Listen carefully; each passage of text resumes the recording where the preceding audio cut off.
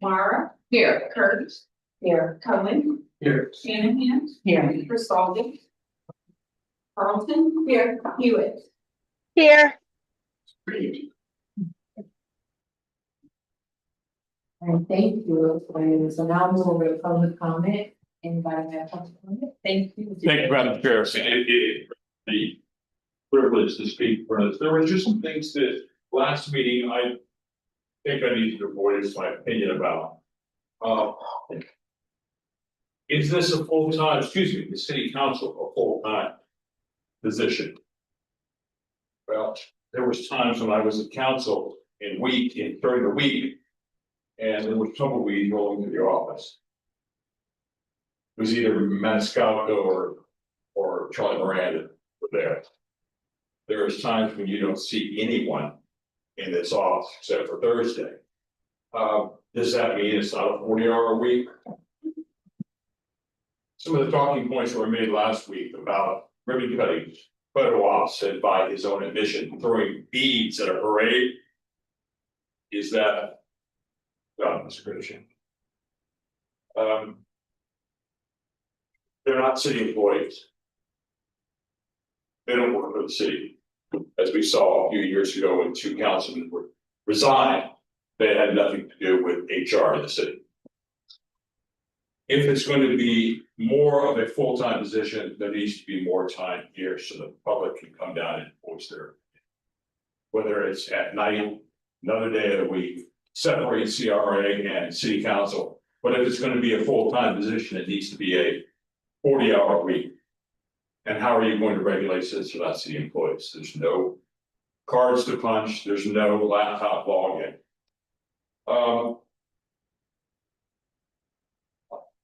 Pay raises, I agree, there needs to be some sort of COLA.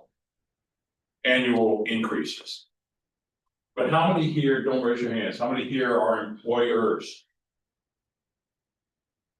Can any employee walk into your office and say, I want a 40% increase in my wage? How many are employees? Can you walk into your boss's office and say, I want a 40% raise in my salary? There needs to be cost of living. One of the things here, if you see, each city councilman gets a perk or per diem for traveling expenses and other things, miscellaneous. So it's not just you're digging out of your own pocket. There's one council member that consistently gives those perks and per diems back to the city of Tampa. The city council attorney hired and fired by the city council. They act as an advisor. There's not much legal action that I remember the city council attorney taking. So when we say that this is a job, remember, yes, some people do put in 40 hours a week. They belong to other boards, such as Tampa Bay Regional Planning, such as Florida League of Cities, such as Local Roadways, such as, but not every council person does that. There's a couple of council people that only recently have joined these different boards. I know that there are 6 people in this room that are going to be running for city council. I just ask you, are you going to give up your day job? Can you do 2 40-hour-a-week jobs? This is not a job, it's a call. And if you think it's a job, you're in the wrong profession. Thank you very much. Thank you. Do we have anybody else for public comment? Come on up, maybe, really, girl. What was your name? Hi, so my name is Maida Martinez, and some people know me in the community as Navy. I do live here in the city of Tampa in Ybor Heights, and I am an active community leader. I'm the president of our neighborhood association and watch group, and I also sit as a East Tampa Community Advisory Committee for the East Tampa Community Redevelopment Area. So I've been coming to these meetings and I've been sitting back and listening, and I wanted to revisit 2 topics. Sorry, I don't have my notes with me because I came right from work prepared. One, I know there's been discussion back and forth about whether or not city leaders should live within the boundaries of the city of Tampa. Or if we should open up a broader talent pool to bring in more talent. I see both sides of it. I do want to say that as a resident here in Tampa, I do believe that there is some, it is important for us to consider that the city leaders do live in the city, because if you live here, breathe here, walk here, play here, work here, there's a higher level of personal interest and accountability because you're here and you see what goes on day to day versus someone who lives in Pinellas County. Especially for those departments that are directly impacting quality of life every day, like Parks and Rec, code enforcement, stormwater, and mobility. Again, if you walk these streets and you see the flooding and you see the vacant homes and you see that code enforcement's not doing their job, and you may be living next to a vacant home that's inviting criminal activity. If you live here, you may have a higher level of interest and personal investment in doing something about that. The other point that I want to make is there was a topic of discussion about whether or not city council should have the power, investigative powers, right? So city council represents us, the people, we vote in, us, the residents here. When we have a grievance, we go to them. And we count on them to advocate for us. If we're seeing some issues with maybe Parks and Rec, they're not doing their part, they're not following through on projects that they promised the neighborhood. My neighborhood is one of those. We didn't vote that person in, so we have no teeth to hold them accountable to delivering on the promises that they made to the residents here. But the taxpayers are paying for the improvements in these parks. Code enforcement is another big one for quality of life. I do believe that right now, if we have a grievance, we have no mechanism of action. These leaders accountable, zero. We don't vote them in, and it reports to the mayor. And city council's hands are tied, and they do hear a lot of grievances from the residents. Public comment, most of the public comments, no matter what part of the city you live in, it's a quality of life issue. Whether it's sidewalks, whether it's flooding, whether it's vacant properties, whether it's nuisance corner stores, it's a problem. So again, I sit on a CRA community advisory committee. And I hear these complaints all the time, so I just felt compelled to say that to you, and just to kind of give you a real world example of how that leadership directly impacts me and everyone around me day to day. Anyone else? Thank you very much. All right, I'd like to move that we approve the probably minutes from April 14th, 2026. Someone.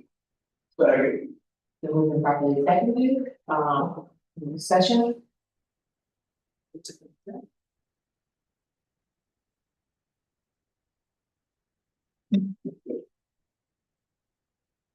Nice, you know. Yeah. All right, all in favor, say aye. People, anything? I'll have it.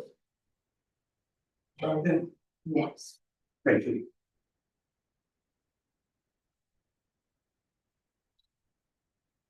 In terms of agenda for today, it's pretty standard.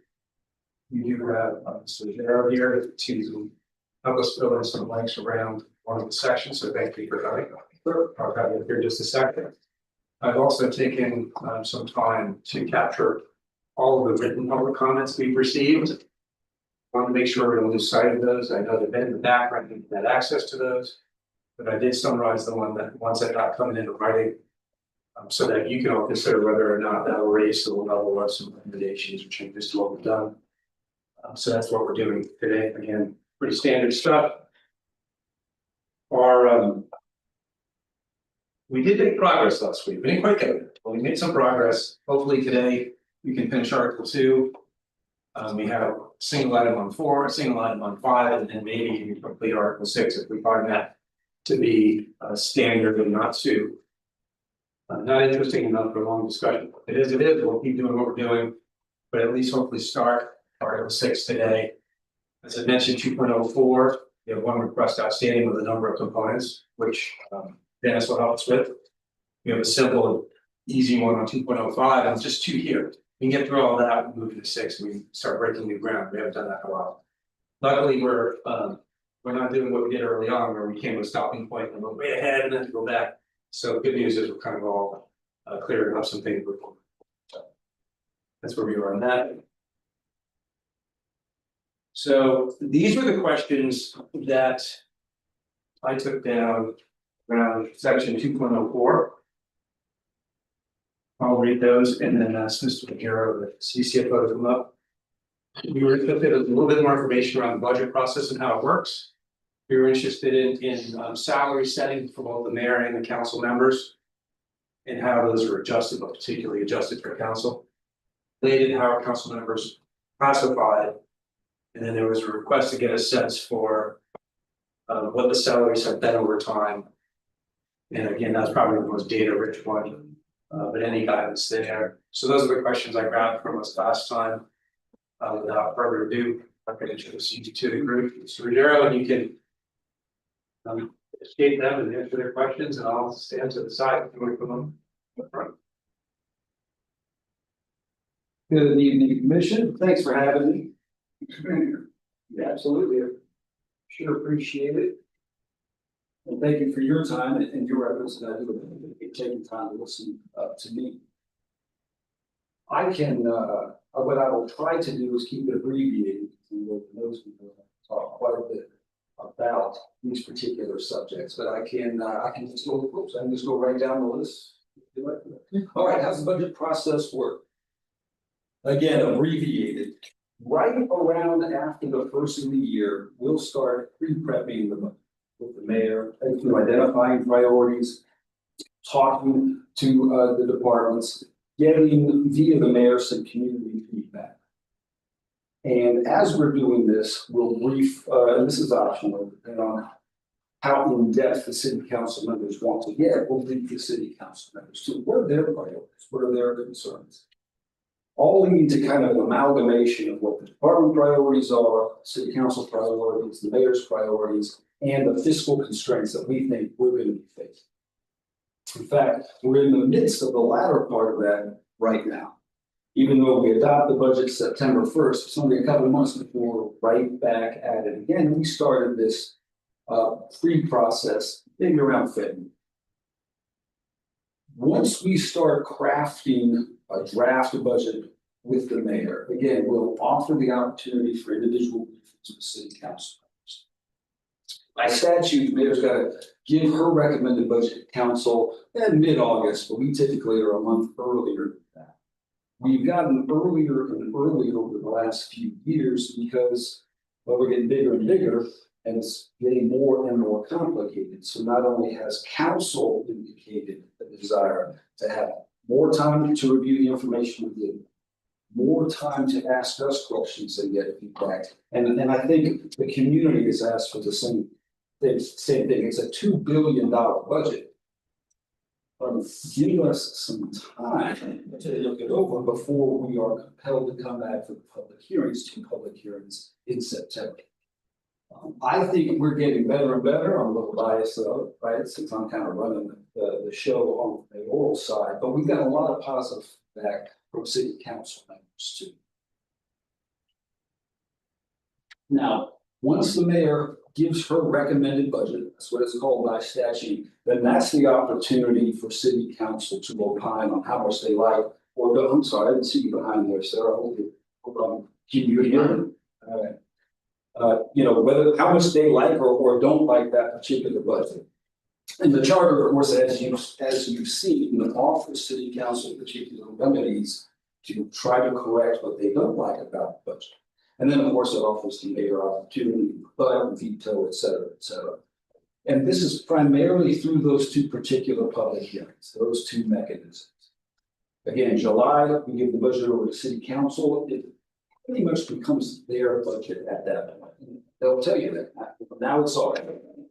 Let us digest it and get back to you when we have a public hearings. City council also has a number of workshops And we typically agree to do those concurrently with the workshops that we like. In other words, more bang for your buck. Let's get in there, let's talk about it with the public, let's bring the mayoral, the administration perspective, let's bring the city council's perspective. And those have varied from, maybe 2 workshops to 3 workshops. Culminating ideally in that second public hearing in late September, adopt the budget the next fiscal year. Couple caveats that I like to mention, and maybe I'll note this, and I don't want to be condescending, but just by its very nature, even the approved budget is rather tentative, right? Because we're adopting a budget for the next year, and it'll be months, literally months before we know what happened in the year we're in. So it's all very tentative. It's a plan, right? Just like any plan, it's going to change. For example, the mayor and city council changed last year's budget $200 million over the course of that year. So it's designed to be fluid and flexible and change. And of course, you've seen those particular flexibilities in the chart. It has to be balanced. And again, maybe you all know this, but unlike the federal government, we can't deficit spend. For every dollar that we reasonably believe we're going to spend, I got to reasonably believe I'm going to bring in. Okay, am I going to be right? No, it's really just a matter of how wrong I'm going to be. I've been very, very accurate, but it's not going to be dead on. I just have to have confidence that every dollar going out, I've got a dollar coming in. It's in the general fund, it's in the enterprise fund, any number of different funds. So that's typically how it works. Again, there's a lot of behind the scenes going on in terms of discussions with me, council, staff, mayor's discussion with the public and council. Is that abbreviated enough for you? Can I just ask, because I'm unfamiliar with the process, so the 2 public hearings are separate from the workshops? Yes, ma'am. So, and public can come to all of those platforms and engage on the budget if they have comments they'd like to share? Yes, ma'am. And the public hearings are conducted by the mayor or the council? Council. Okay, and are they held here, or are they held around the city? They're held in city council chamber. Okay. And when is what's the fiscal year here? Is it July to July, like? It starts October 1st October and then 1st. September 3rd. Okay, thanks. Yes, ma'am. So when it started, the conversation on the budget was 2.04, and see, that's the title. In it, it talks about adding staff. It says the city council will create and fill other staff positions, and goes on. And however, such other staff positions must be approved by affirmative vote of no fewer than 5 of the city council members. And funds for such position must be found, and then it says the city council's budget. And we had some dialogue 2 weeks ago. Is there a separate designated city council budget? Okay. No, and let me elaborate on that. Please. It's the same document for a brief period of time, right? It's what the mayor provides, that's a recommended budget, and then it becomes the city council budget. 2 different entities in my head, same document. Makes sense? Okay. Yeah, but it's one overall budget. It's not, there's no separate. Yeah, if I looked at the budget, I'm assuming that the city council doesn't have a separate whole section, or maybe it does. No, it doesn't. Okay. And then what we talked about in this context was, okay, you can have investigations, and the question came up, what if you needed some temporary assistance in an investigation? This is 2.14. You needed to add a staff member, whatever, but it was a temporary staff. How do you do that? And then you look back at 2.04. Is there a way, wouldn't there be a way for city council to do an engineer? I mean, if they needed some funds for something, how do they go about getting it? It wasn't maybe in the initial budget, it's not a line item, and they needed that temporary staff, an investigator, an outside lawyer, whatever they needed. Where would they get those funds? Understood. Ideally, they'll look within the city council budget, and depending upon the extent of the assistance they need, they may or not have it in their operating accounts. Okay, because they do have an operating account in addition to their salary. If they don't, or they anticipate that they won't have enough funding, then they'll come to me or my shop and say, hey, where are there either unanticipated revenues coming in or unanticipated less expenditures, then we project it. And again, that's part of that $200 million. If memory serves, it was about 180 different transactions last year, adjusting the budget $200 million. So we literally adjust the budget every city council meeting. So that will be the preferred and probably most organized mechanism for providing that assistance. And the last question I have on this, this issue. If city council, when the budget process starts, is there an ability to designate whether you call it a reserve, a contingency bucket, or something along those lines? And what we're getting at here as a group is, you've got a city council, they have this investigative ability, they can add staff. Could you, instead of having to come mid-year, could you, in the budgeting process, say we're gonna designate X number of dollars, and in the event that we need to hire outside counsel, we may not have to, God bless, we don't, but if we do, the money's in the budget. Can that be done? We absolutely could do that. The only caveat I would offer is when you appropriate with city council, and again, city council appropriates every dollar. When city council appropriates an amount of money to a reserve, it requires an action on their part to take that money from reserve and spend it on something else. So they'd have to kind of see it twice. We cannot spend from a reserve. We can hold the funding in abeyance, but city council would require a proactive act on the part of city council to take it from the reserve and allocate it to the appropriate place. Just another bureaucratic step, but I want to make you aware of that. Thank you. So I'm sorry. 200 million is 10% of your overall budget. But is that an annual, I mean, it sounds like you came up with 10%, so it had to be somewhere. Were they open FTEs? Are they just open unallocated? You have unallocated funds in some sort of a fund that's able to move. I mean, that's a significant amount of a budget to have flex on, I think. Yeah, I don't disagree. I think And is that normal? Like, is that an annual 10% out of your budget every year that is? looking back, just going from memory, I think it was an aberration that high, but I am confident saying we adjust the budget at least on it. And that entails a couple of different things. And again, don't let me go down a rabbit hole. I've talked about this all night, but one of the aberrations in fiscal year 25 were new standards from the Government Accounting Standards Board, which required us to take 30-odd million that was designated as an operating expense, redesignate it as a long-term liability or debt. Make a long story short, the super accountants viewed things like software licensing, things like that as debt. Do we issue debt? No, but it's a long-term liability that we've made an agreement. Unfortunately, or depending on how you look at it, the mechanism that we use is transferring it from here to another. So you get these inter-fund transfers that artificially inflate the change. It had a net zero impact. So you had that. You also have, and typically we'll do this twice a year, at the mid-year, which we're coming up on. We'll provide a mid-year report to city council and to the public.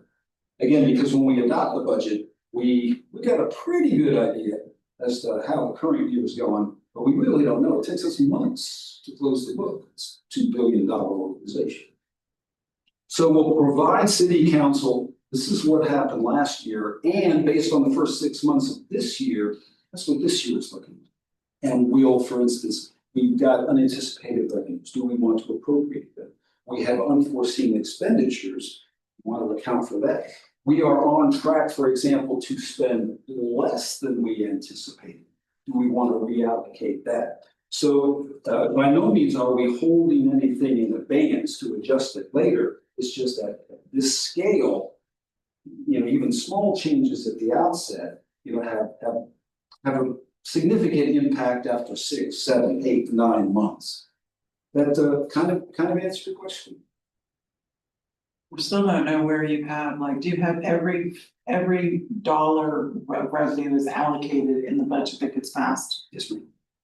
And there's nothing in an unallocated fund? there are two things that I would, that I'd highlight, and depending on your definition of unallocated.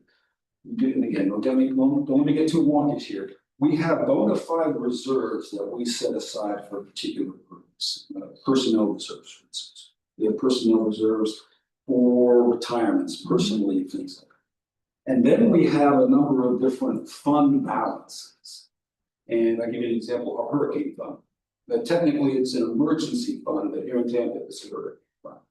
And we set that funding aside, we don't appropriate it, because there's no need to yet. And you know, following the storms, for instance, of 2024, we appropriated that funding so we can use it, for example, as we wait for the FEMA reimbursement. FEMA reimbursement is great, but it takes years. We have an unassigned fund balance, which is basically our savings account. So every dollar is accounted for, and the overwhelming majority of dollars are appropriated, but some are set aside in the savings account. There are restricted savings account, assigned savings account, committed savings, depending upon the authority it takes to appropriate that money. Sometimes it's by charter, sometimes it's by council. And unspent dollars at the end of your fiscal year go where? They fall to fund balances. You have water fund balance. And much of that funding is by design. For instance, in the general fund, we want to make sure to establish a baseline for that savings account. So unspent funding, and again, don't let me go too deep, but our savings account here is ideally tied to our operating expenses. So as our operating expenses go up, proportionally our savings account goes up. So for example, if there's unallocated funding, we need to bring that portion up, we'll put it in the savings account. And what's the compensation increases for like city employees, police chief, fires, whoever, you know, is there a assumed 3% COLA every year for them? It varies. Typically, you know, in a perfect world, yes, it's about 3%, but we'll tie it to a couple of different things. First, of course, especially given our recent history, would be inflation.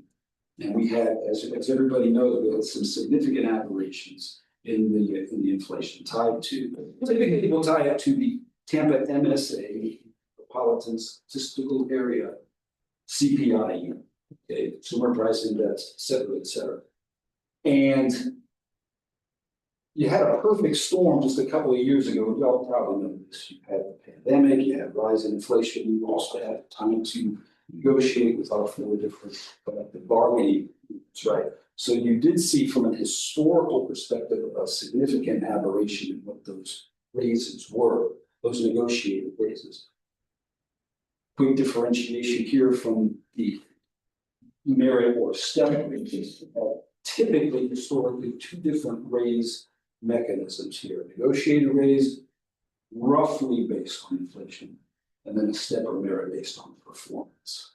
So that's a long way of saying I would agree, typically maybe 3%, but it's kind of looked like an EKG over the last couple of years. Stephen? Yes, well, I have another question, so. Well, look, so the first is to clarify, so if I may, can I read you a section of the charter, sort of ask you to tell me what you're thinking? It's dangerous ground. I know, I apologize in advance. The city council may create and fill other staff positions for the purpose of assisting in the performance of its legislative function. However, such other staff positions must be approved by affirmative vote of 5 members of the city council. Semicolon, funds for such positions must be found in the city council's budget, and any additional cost thereof must first be approved by the mayor. And I think that was what Shafina's question was. City council's budget, we were trying to figure out, does that mean the $2.7 million cost center for city council, or that was a $2.6 billion city budget? No, thanks for connecting the dots. I'll probably have to defer to an attorney for that. The way you can get Dennis's interpretation, the way it's written, I would confine it to the smaller of the two. But again, when the mayor gives the recommended budget to the city council, there's a school of thought out there, right? City council that is their budget now, so I have to defer to a legal on that. Yeah, well, I don't know that we thought about it from your perspective, which is it's the post-council budget, not. It's the post-council citywide budget, after council touches it, it becomes their budget, that's the issue. I need to clarify, but thank you, though, I made that. I'm glad that you said that, because I wasn't thinking about it from that perspective. My second question is the 200 million, you kind of touched on this. Is that $200 million in additional revenue that was not budgeted last year? Or is that just $200 million in budget changes, moving money around? Changes. Okay, do you know what portion of that 200 was actually new revenue? I do not. Even just like a gut check, like, I do not, but I can get it to you, and I think that's, Yeah, that's another part of the that's a lot of money. And what I'd also suggest, and it's entirely up to you, if I can provide that to you, but I can also identify those actions that really didn't change, like that GASB. I mean, I can give you $30-odd million worth of changes that it's really numbers. But don't let me make you too confident. Yeah. But I'll provide that. In fact, let me make a note of it, so, yeah.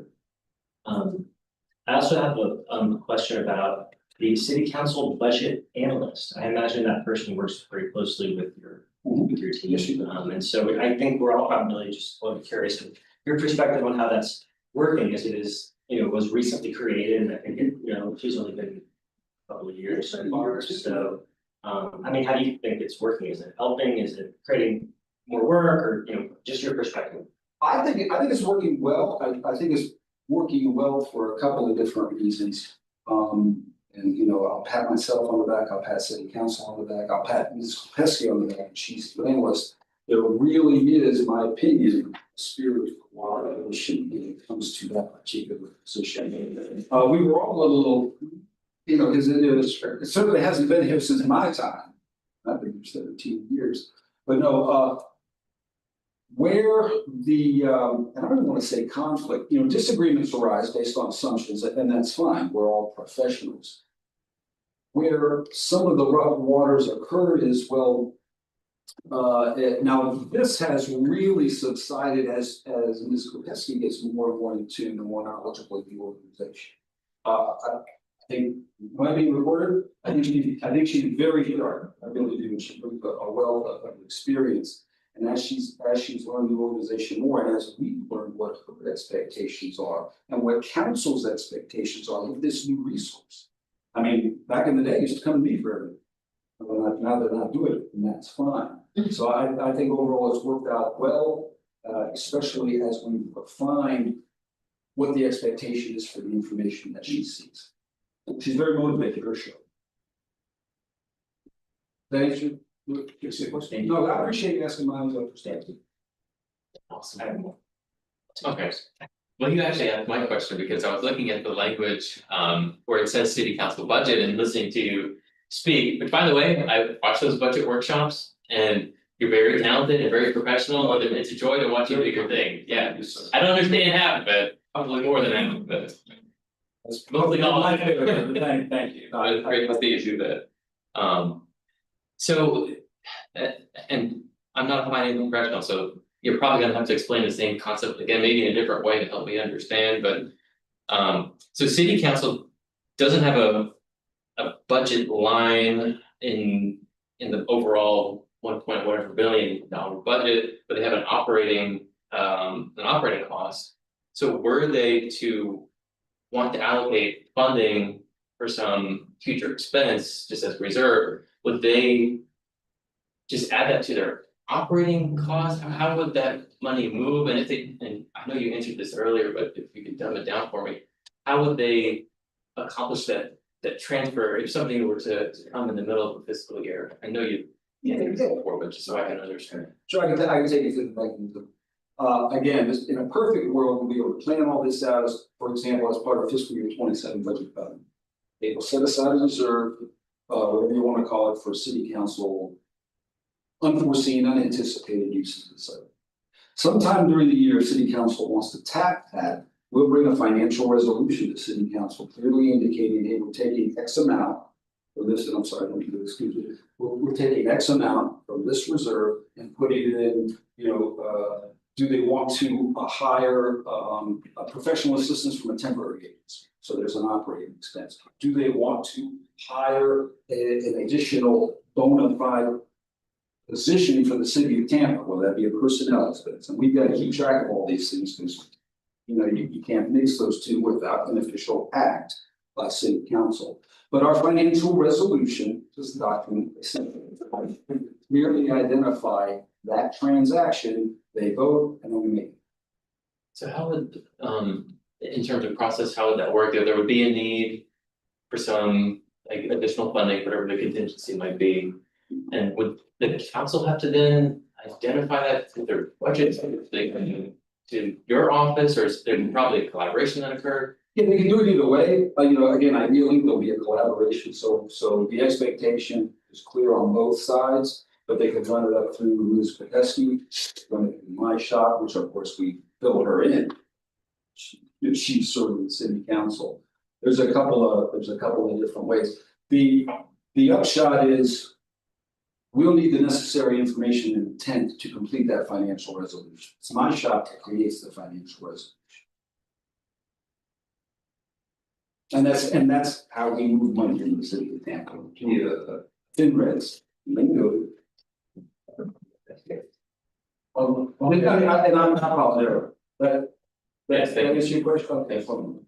Along that same train of thought, and as Bill was talking about a contingency for legislators expenditures, let's say an investigation that they go to you, could the answer be no?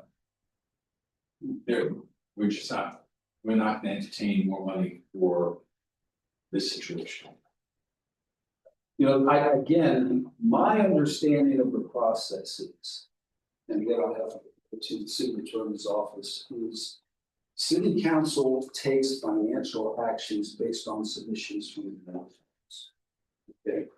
If we entered a situation where the mayor did not agree, it will be up to the mayor, then my understanding, not to provide that mechanism to take action. And my understanding is without that mechanism,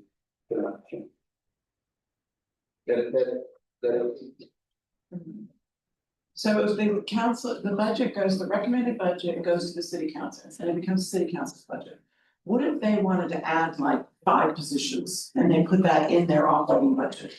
They could do that, correct? They can, again, my understanding, they can add and change however they want. It goes back to the mayor, or for her up or down, her down needs to be overridden by 5. And so the operating budget that they're ascribed or assigned, however you annotate that. How does that number come to be? Like, what is that based on? Just say 7 people, they get how much per person, or what is that number? Does it grow by over year, like by 5%, or is it COLA? What do they? If they're bona fide full-time positions, but we'll get the specifics as to what classification the position You know, is. the operating budget for the city council. Oh, the How operating do you budget. determine that? How do you determine that amount that gets assigned to them? Typically, it's a simple continuation of the existing budget. There hasn't been a great deal of demand. But if there is more demand than is typical, well, we'll take that as part of the mayor's recommended budget in front of her, for instance, and I'm making this up. Their operating budget is $70,000. Last year it was $65,000, and the year before that was 60. Okay, it's like they want 5,000 every year. If for some reason they want 90,000, if they want 100,000, okay. And that will be part of all of the prioritization and needs that are given to the mayor in creating that revenue. So they can't really make changes to the budget. They can make recommended changes, but it has to go back to the mayor. Okay. Yes, And Okay. So I'm really gonna dumb it down because this and again, I'm sorry if I'm getting wonky. No, I love it. Like, I've always loved listening to you. You're so good at what you do. Which is what you are, everything you do, we'll all say the same thing, so it's completely true. But Very good. for my purposes of trying to understand some of the things that we were wrestling with last week. The mayor creates the budget, sends it to city council makes changes, the mayor can agree or disagree, and eventually they have to agree on the budget. Then, if there's any changes, The mayor can put things forward, but nothing can be changed. I'm looking at 702 that says no money may be dispersed from the city treasury except in pursuit of appropriations by city council. So all of those have to go to city council. So the city council can say no to the mayor. The mayor can say no to city council. Yes, and the city council sometimes does say no. So there. Yes, no, you know what, no, thank you, you summarized it, honestly, there's better than I. No, I said that, I just had to take it down to a level that I. There are opportunities for refusal on both sides, Yeah. and I'm sorry if I didn't make that clear a little bit.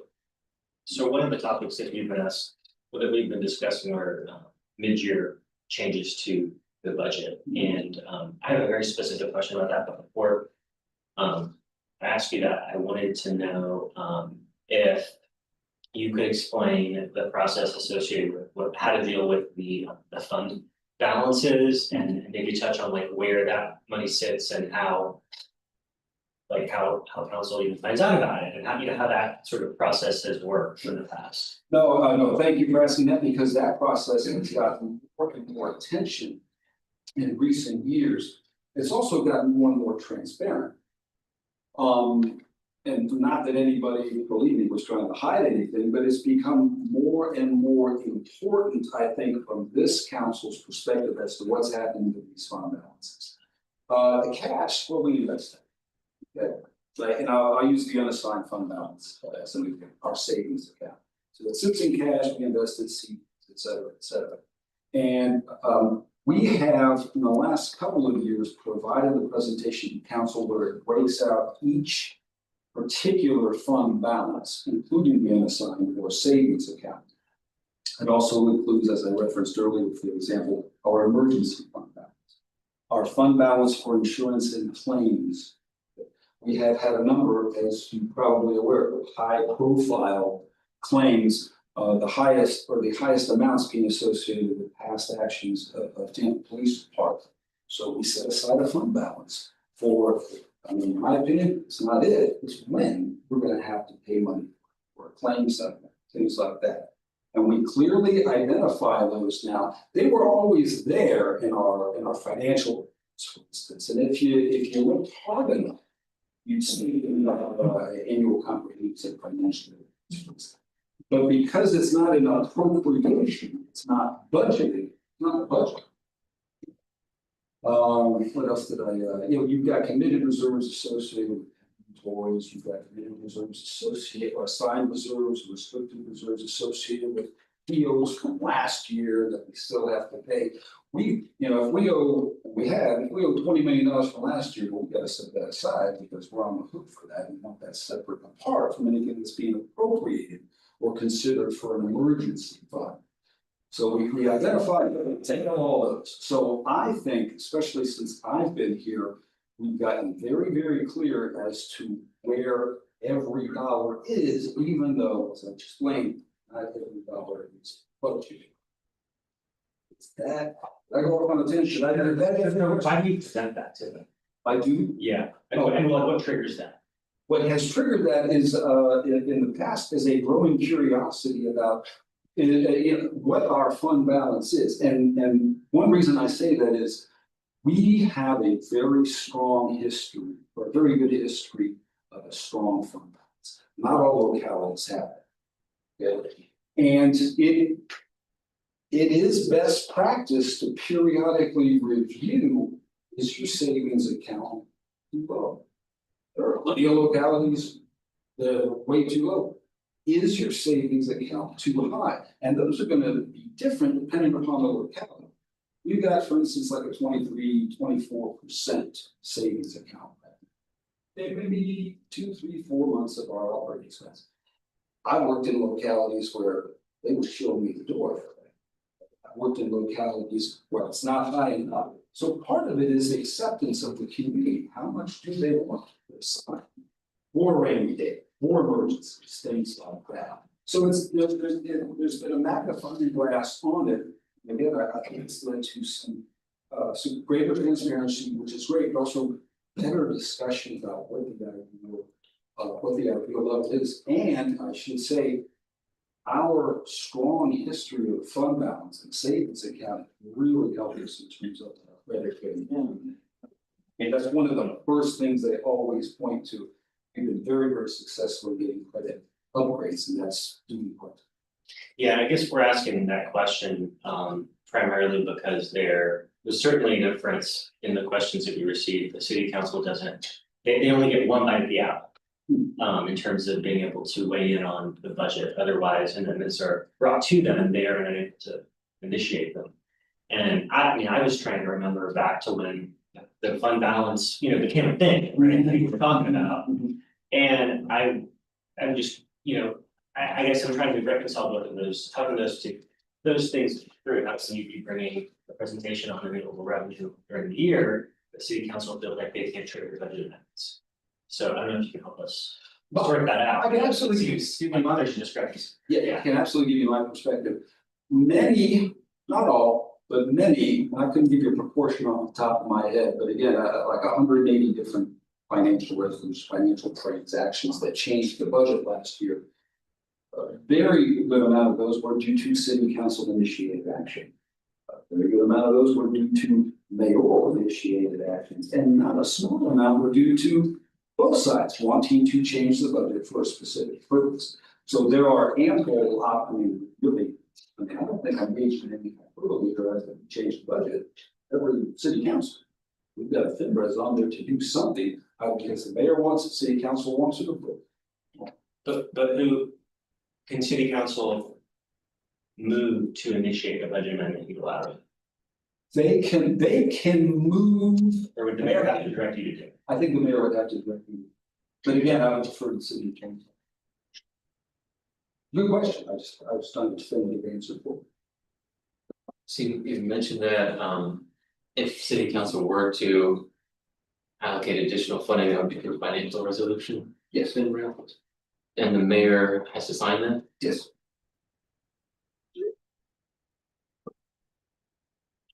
Um, Look, I'm You're here. very good at explaining. Lay people, so I'm wondering if you can, in a nutshell, explain the bonding process and who approves bonding and how it affects projects as they move forward. Any points that you feel like we need to know? And this, yeah. Yeah, I'm happy to. Again, I'll start at 50,000 feet and get down to the. And we have this conversation periodically, both with council members and in the community. You want to do a big project. In my experience, if you're the 49th part of the city in the US and you want to do a big project, you're going to have to seriously consider financing it, bonding, going into debt. As we had a City Hall 101 over the weekend, and I said, so. Yeah, thanks for showing up. And again, I'm painting with a broad brush here, but I think I even use the East Tampa Recreation Facility. 34, 40 million, something like that. Got a lot of numbers in my head. You can have that soon if you finance it. You can still have that if you don't finance it, but you're gonna have it when you save up the money to have a $40 million facility. In 20 years, that $40 million facility will be $80 million. Okay, it's almost like you're running on a treadmill, right? The treadmill keeps inclining with the cost. So ideally, you find that balance between cash or pay-go, as we call it, and finance. And the PEPS program that we've got going on, like about not quite 50 cash over the next 20 years, 50 keep on for the next 20 years. So we get to have our cake and eat it too, but it costs interest. Okay. So first, there has to be a collective decision that this is the road we want to go down. We want to finance a project. And then any number of players are going to enter into that discussion because you're going to have design. You might have land acquisition. You might have a redesign. You got to account for FF&E, furniture, fixtures, and something else. You got to account for operating expenditures associated with that. So, dozen or so positions for the East Tampa Recreation Center. So you chart your course. When will you need the inflow of cash? You know, we're on $40 million, but we just don't give Fred's contractor $40 million, right? You complete this, pay you, complete this, and we'll pay you. There's different mechanisms and different scenarios. Do you want to, if you're committed philosophically to issue that, we'll give council what we call a reimbursement resolution. That lets us move even faster. What that means is we're gonna start spending our money now. We're not gonna wait for the bond, because bonding takes time. The larger the bond, the more time it takes to finance it. What's the market like? What are the interest rates? Do we think in the future the interest rates are gonna be lower? You're never gonna get it exactly right. We've been very successful. And it's not just us, we use financial advisors, bond counsels, et cetera. And one of the reasons we like reimbursement resolutions, it's so successful. It lets us start spending our money right now and then pay ourselves back when we bond. We issue that debt service. And one of the reasons I bring that up is that there's any number of steps where we need city council approval to advance to the next step of bonding. Okay, depending upon how we're doing it, if we're doing a reimbursement resolution, design build, et cetera, there are any number of steps where city council can say, yes, keep going, or city council can say no. Culminating in the approval of the bond itself, the official statement, getting ready to go to market, here are the parameters, this is a true interest cost, we think, that you're going to have, tax tag and title, everything. Give us permission, and we'll go to the market and sell these bonds. So there's many steps that require city council approval for us to go into bid. I can't issue bonds without. So after the reimbursement resolution is signed by the mayor, using real money, using cash. Right, it's approved by council. Yeah, so approving council signed by the mayor, Yeah. using, real cash through an advance. Theoretically, years later, you could come back and borrow against it. Right, or is there a limit in time frame? There is a time frame limit, and it's typically dictated by the project calendar. As opposed to, any statutory requirement, or anything like that. And there's a time frame limit on spending of the financing too, of the finance bond. So yes, ideally, you're gonna do that reimbursement resolution, you're gonna start that project. And then as soon as you can, again, land acquisition design, et cetera, et cetera. I'm sure you saw it, we've got this great graphic now that shows you all of the different steps associated with the project in the city of Tampa. It's not happening. Oh, it's happening. It's just that months and months and months are going on behind the scenes. 2 years, so that is a mechanism to start. We don't have to do that. We don't have to do a reimbursement resolution. It allows us to get a jump on that time frame which stretches out. Sure, but if a project's been completed, then you can't borrow against expenditure as a reimbursement resolution against. Say that. The project's already been completed. Oh, yes, yeah.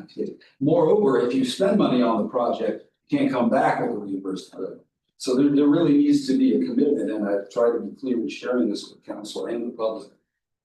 This won't obligate you to finance the money, but it will obligate you to pay the expense. Okay, you may decide down the road, and we've had these discussions, that you don't want to finance it. Okay, but we owe these people millions of dollars, and we're going to pay for something. Sure. And so after that reimbursement resolution is approved by council, signed by the mayor, there's no further city council action needed at the time of debt issuance. No, there should not be. We'll sell the bonds, we'll take in the money. Now, there will be approvals on a project basis. To expend, for the expenditure. Yes, exactly, but that will be the final approval to issue this. And is that typical that, like, do you ever budget against the bond? Like, is every one of them a reimbursement resolution when you come back later, or do you sometimes say, no, we're gonna use bonds, we know we're gonna bond against this project at the get-go? Yeah, there may be conditions that are conducive to a reimbursement resolution, maybe we can move faster than we think, or faster than usual, I should say, and reimbursement resolution may be done.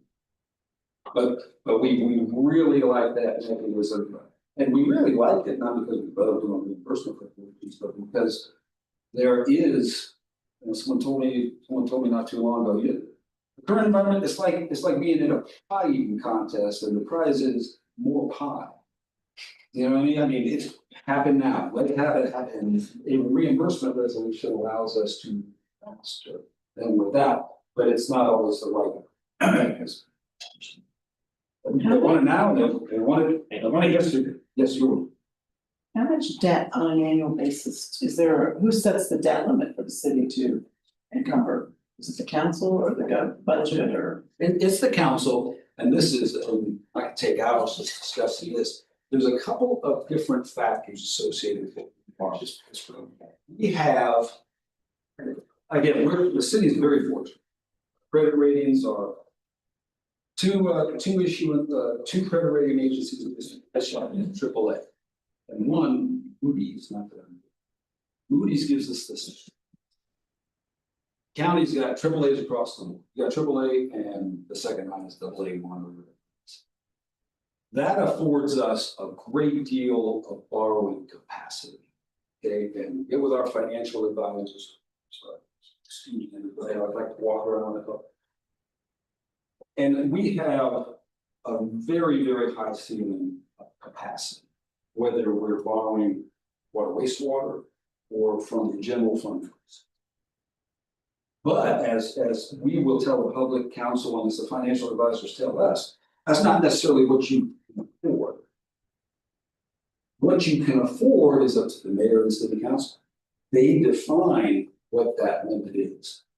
Bring them the data, we do an annual, and that's also relatively new, an annual, and we go into great detail as to what the city's debt, what the city's debt obligations are now, and what we anticipate they're going to be based on the capital improvement program.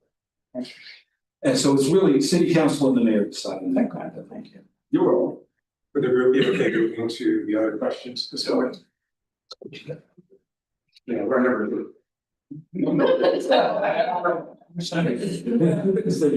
They're all a similar thing, so. I've got notes that get into detail with the mayor's specified resolution. It's been, that's why, yes, right, let me go to my notes.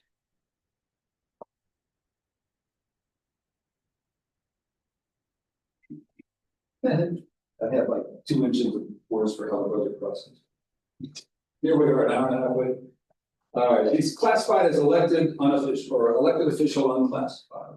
It's established by resolution and has been formulaic since 2006. It was established at $150,000 in 2006, and then capped at 3% based on what managerial employees get every year for the negotiated increase.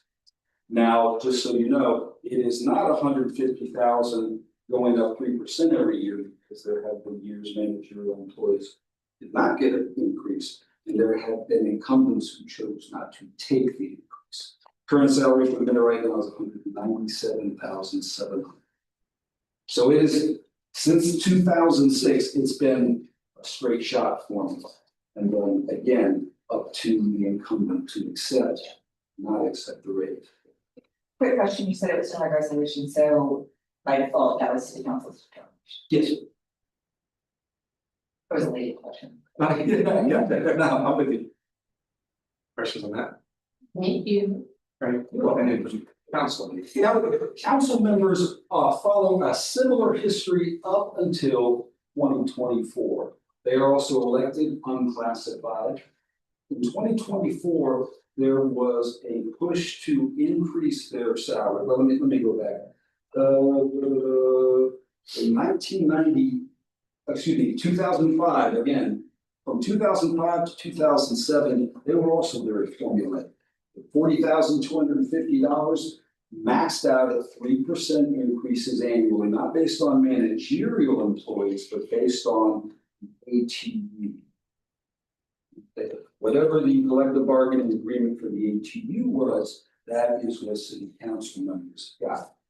just as with the mayor, you did have incumbents that declined the pay raise, so you get a little unevenness in that. What's the age level?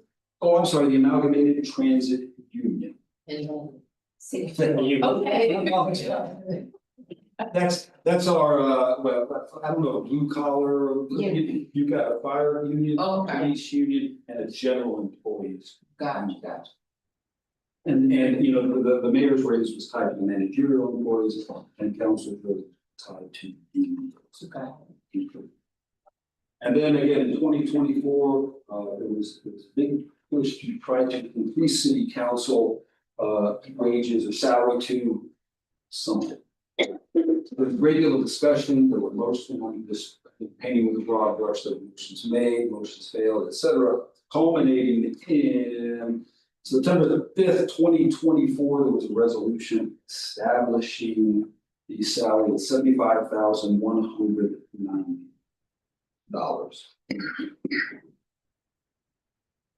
And again, increases equal to those of the 18. The current salary is generally, again, some $77,500. That increased to 75, do you know like what that percent was? About 36%, it went from about 55,000 to 75,000.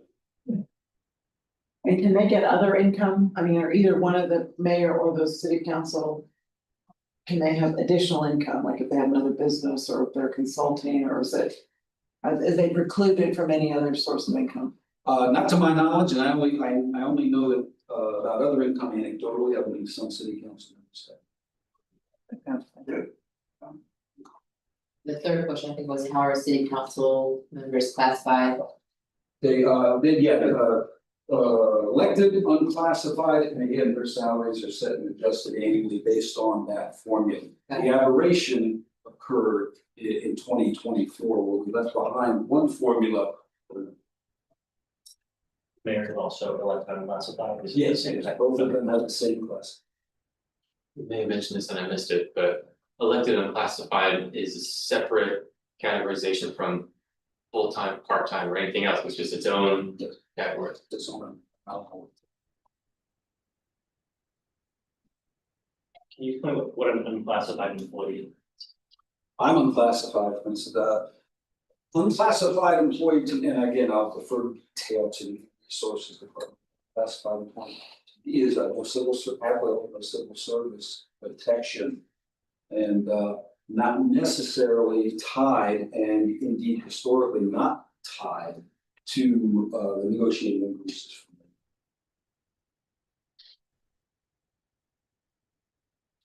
Any other questions? Oh, I just, apologies, we just could not get back to 2000, but it was pretty, what I can give pretty close. Yeah, close to in 2005, for instance, it was 40,000, and again, 3-ish% up until 2010. Just a quick question, you mentioned the mayor's salary is formulaic, does that mean that it's formulaic because it's capped at the managerial percent increase, that's the formula that you referenced in formulaic? Yes, it is whatever the existing salary is, plus whatever that managerial increase is agreed to be, So That, I'm sorry. there's some base salary at some point, do you know? Maybe it's not a relevant question, but when that was set and what that was, Sure. before the big It started. said 150 in 2006. It was It said 150 in 2006. 2000. Had there been a straight 3% since then, the salary would be approximately 270,000. So those of you doing math at home, but again, you had periods of no increase and periods of income that's not taken. So like during the recession, maybe the pandemic, managers, unclassified employees do not. And they just pick up the last salary from the, there's no like time served situation. Okay. Yes, ma'am, just pick it up, pass it out. Or I guess what would be distance salary. Good. Thank you so much. Oh, you're very welcome. Thank you. I sure appreciate your time. Thank you Yeah, very so much. much, you're welcome.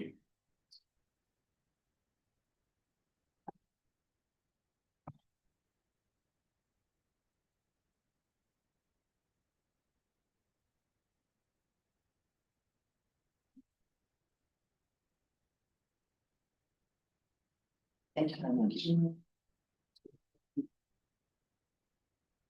He's very informed. Yeah, he's not being affected by it. Okay. We're doing it. You okay? Sounds informative. That would be getting here. We learned just a couple days ago that it was gonna be, keep moving. So we're at 2.04. And we. I think we got a lot more detail on what the council chair said, so together we get that picture. What some of those options might be, the process that accompanies those. We essentially had two open questions related to the 2.04 text. One is, should the city council attorney be allowed to hire additional staff? I think two of you actually referenced that. Today. And then should there be a charter provision that sets salaries for city council and mayor? So they don't have to calculate and approve their own. It sounds like that's actually in play That's there. based on the two different formulas, right? So as far as I can tell, let's go to the first one. I don't want to put words in your mouth. That's not my job. I think the answer to this is, if it gets through the budget is approved, they can hire more people, right? It just needs to go through the process. It may need to go through the process, but I think one thing to talk about is the specific language to before. The one question I had is, when we talk about this, it seems to be we're talking about it in a mid-year status now, can get your budget and you can deal with all this up front.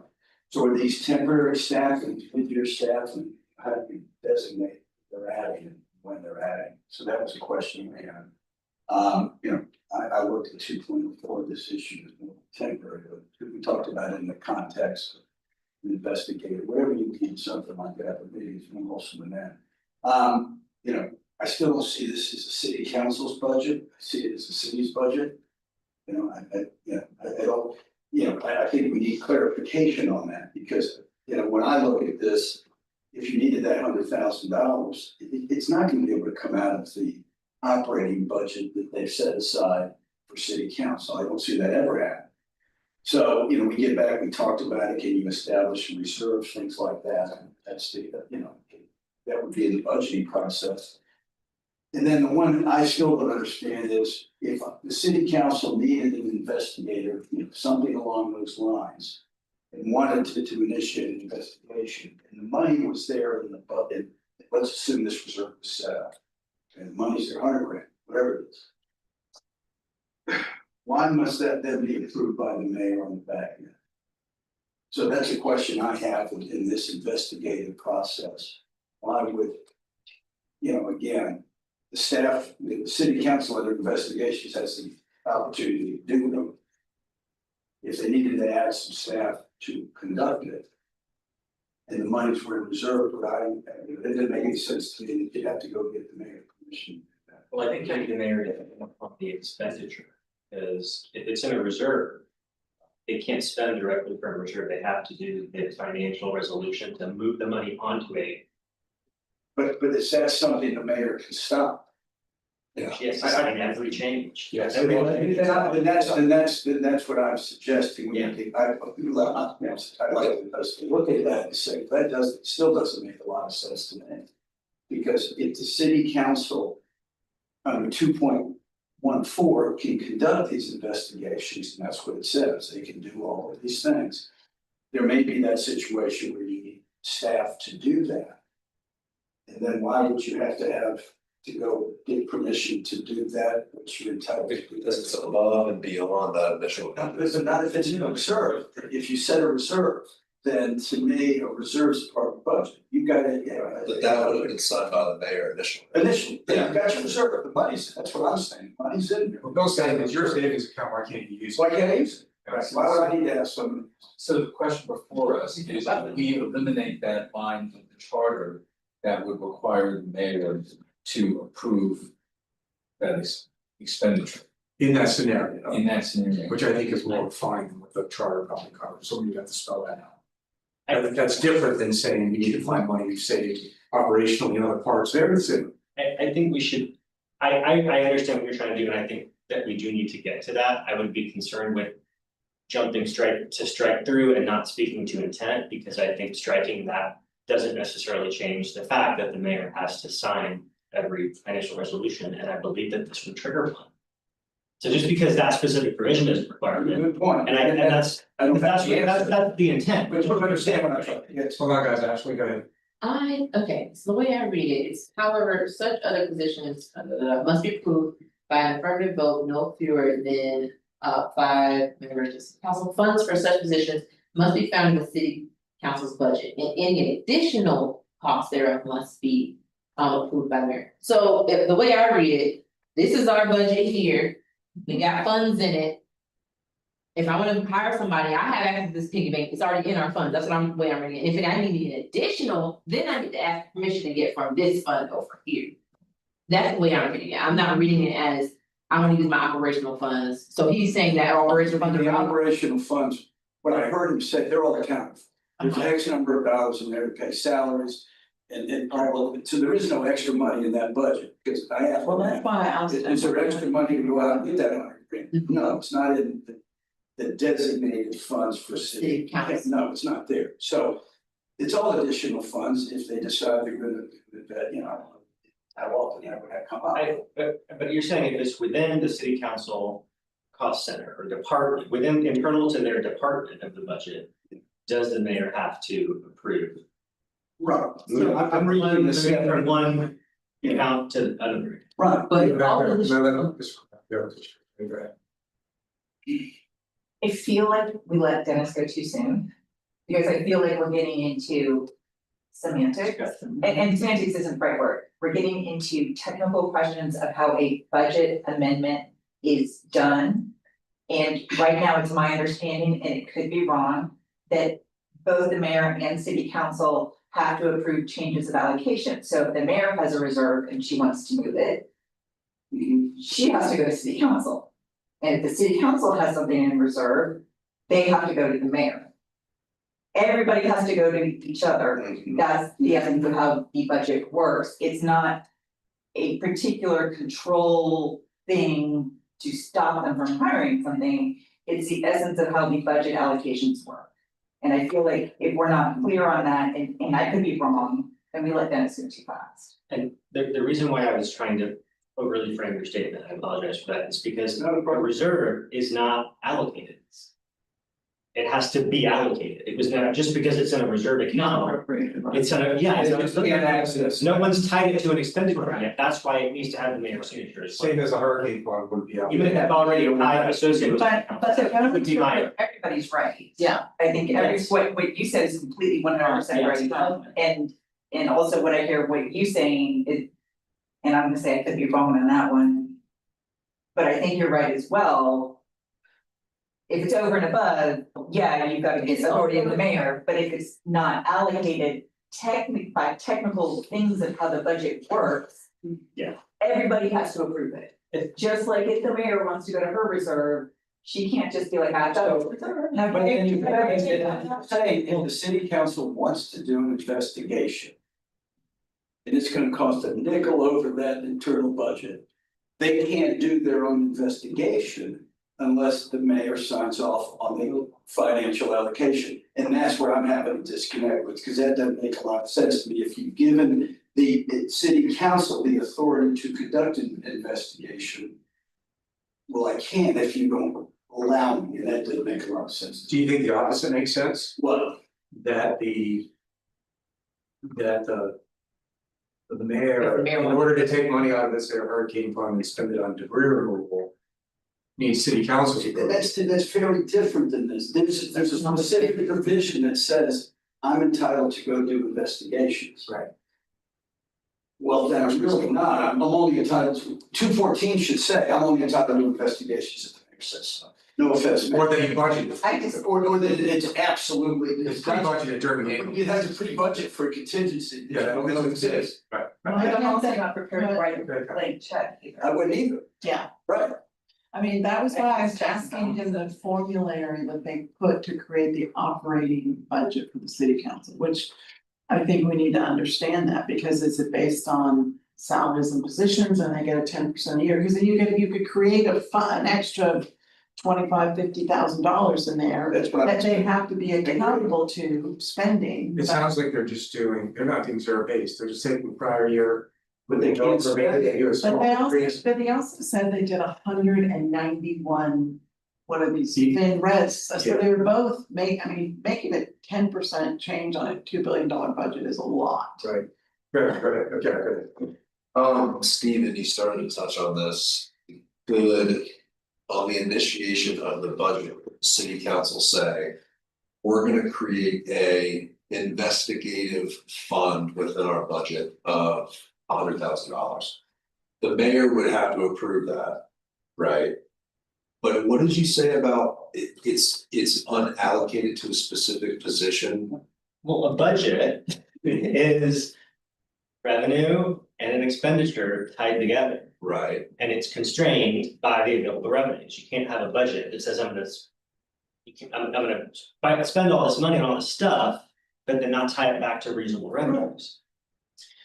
but the city council has the right to conduct an investigation and hire people to assist with that investigation. And so at the onset of the budget, they could say, we wanna make sure we put $100,000 in this investigative bucket. That's a revenue and an expense. And if they don't use it, then it could be allocated with permission of the mayor for something else.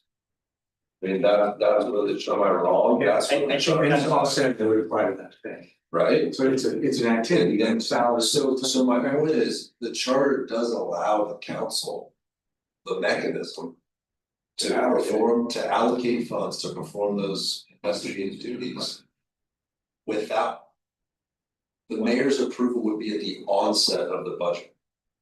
Right, Same for everyone. same for everyone. If it went beyond that 100,000, then there's an additional approval by the mayor. To allocate the reserve, to create the reserve. They're not, But the way the charter is already written gives this authority to council and the mechanism is there. It's just that it has to be approved by the mayor, They need and that. that's where the point of contention is it has to be approved by the mayor. The mechanism is there to do it. It's that, I think, and by the way, I don't think it's only the budget, I think there is also contracting, which we haven't even talked about. Yes. And hiring and firing, so like, if we're just talking about the budget side. And I think that it framed as a hypothesis that we're trying to prove. It's true. I don't think we've proved it wrong, but we're trying to make sure that it is correct, because he's gone. Right, well, I was like, well, I got the vibe, you guys want to move forward, so. I want to move forward because we were talking in circles. I really wish he would have been here during the discussion to answer the question. He was gonna send us to an attorney though. He was. That's what kind of said, he's like, really, an attorney should answer that if it's a charter language. I had a question about reallocation. So does reallocating funds also have to be approved by the mayor, or that's fine within the city budget? Mhm. Let's say there are two positions that are vacant right now in the city council, and that's however many X amount of dollars just sitting there. Are they able to reallocate funds if they don't have a secretary of city address and they're not paying that stuff, they have one, or how does that work? I think anytime you move money between these different cost centers, those are what we call budget amendments. Counties, financial resolution here. You can't. You have to get it approved by the- There might be a low enough level when you have some authority, typically at an eighth level like salaries, other expenses, you don't have the freedom to just move things around. There, within the department or the cost center, there's different. There's salary, operating, Right. capital, if you have a capital budget. You can't move across those, but if you have different needs within your operating budget, you can move around that, but only within the department. Okay. So I wanna kind of circle around a little bit on this. Yeah, go ahead. I get a sense from the city council that there would not be a lot of support for creation of a contingency fund for this purpose. I think cutting to the chase, what Bill is suggesting is we want to do something about the language of the charter that would preclude the city council for investigating and having the resources to investigate in an unanticipated emergent situation that right now, if the administration does not agree, it's basically, you can't investigate something. And so the question before us is, do we want to do something with them?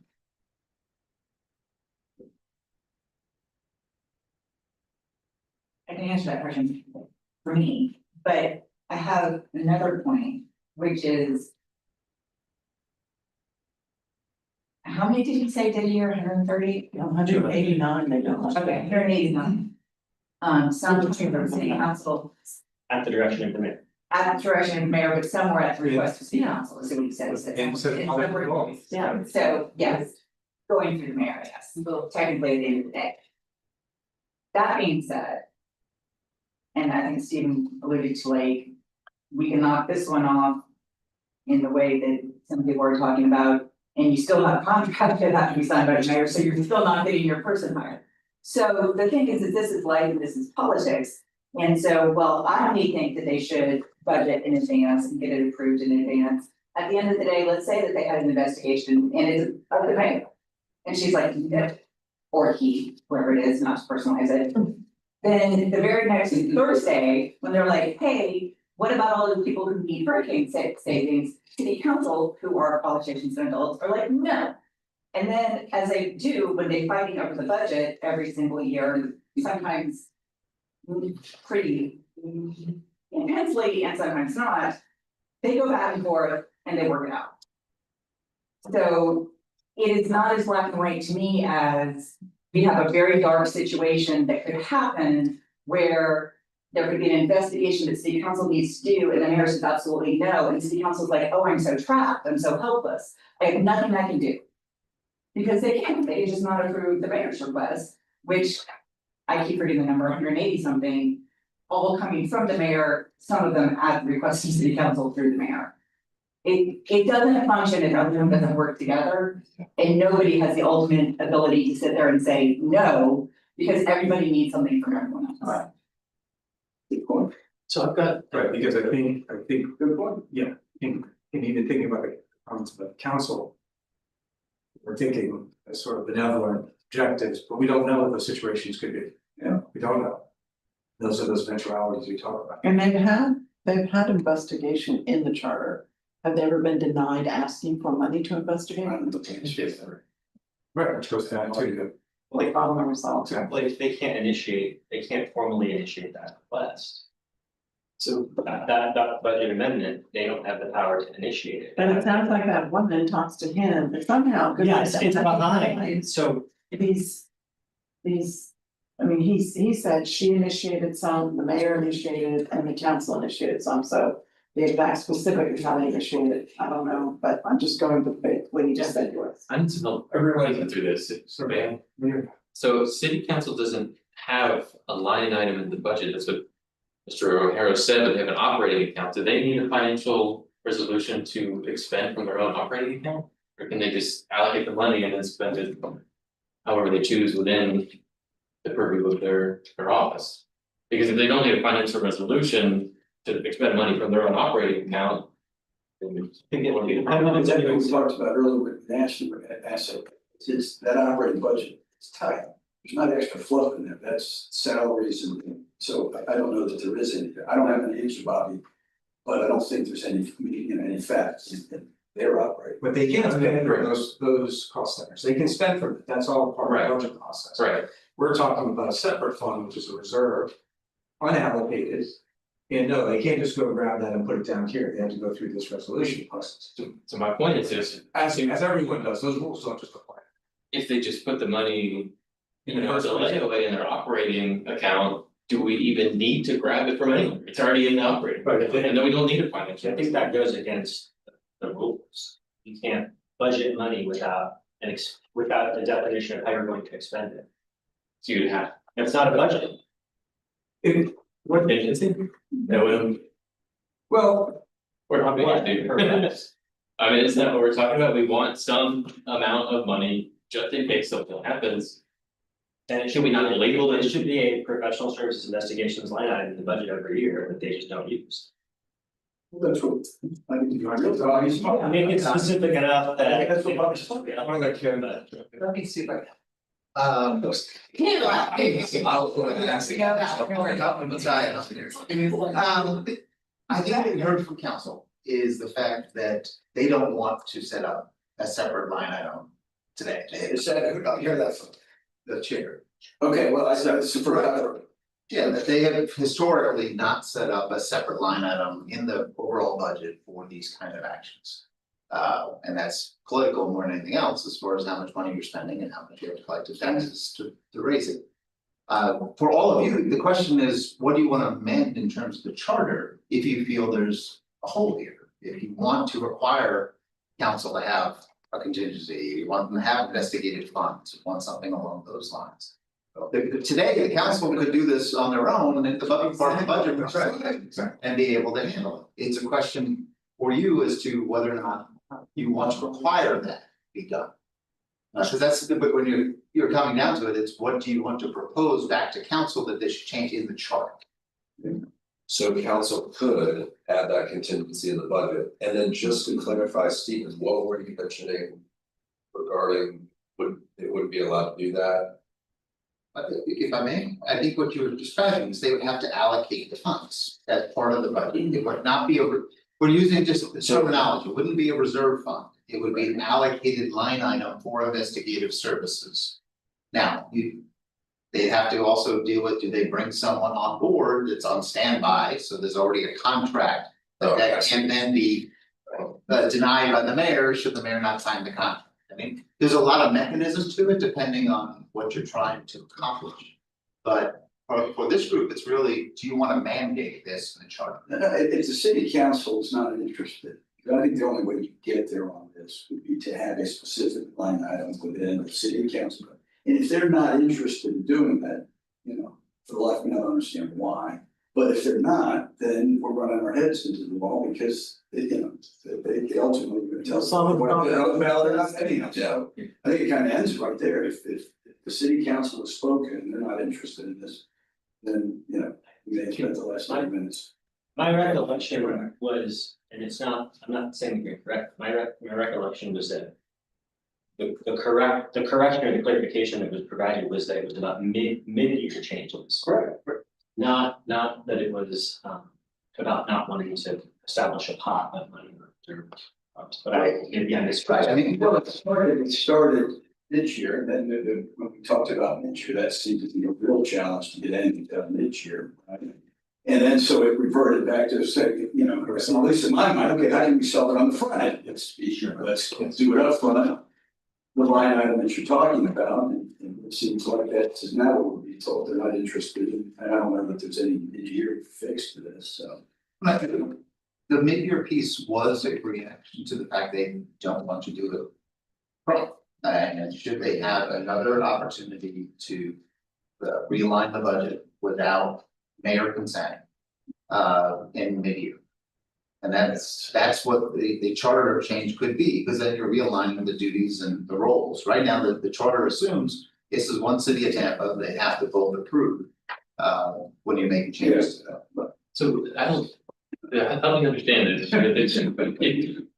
If there's allocated funding set aside as a line item in the budget, some hypothetical council in the future says we want an investigations line item.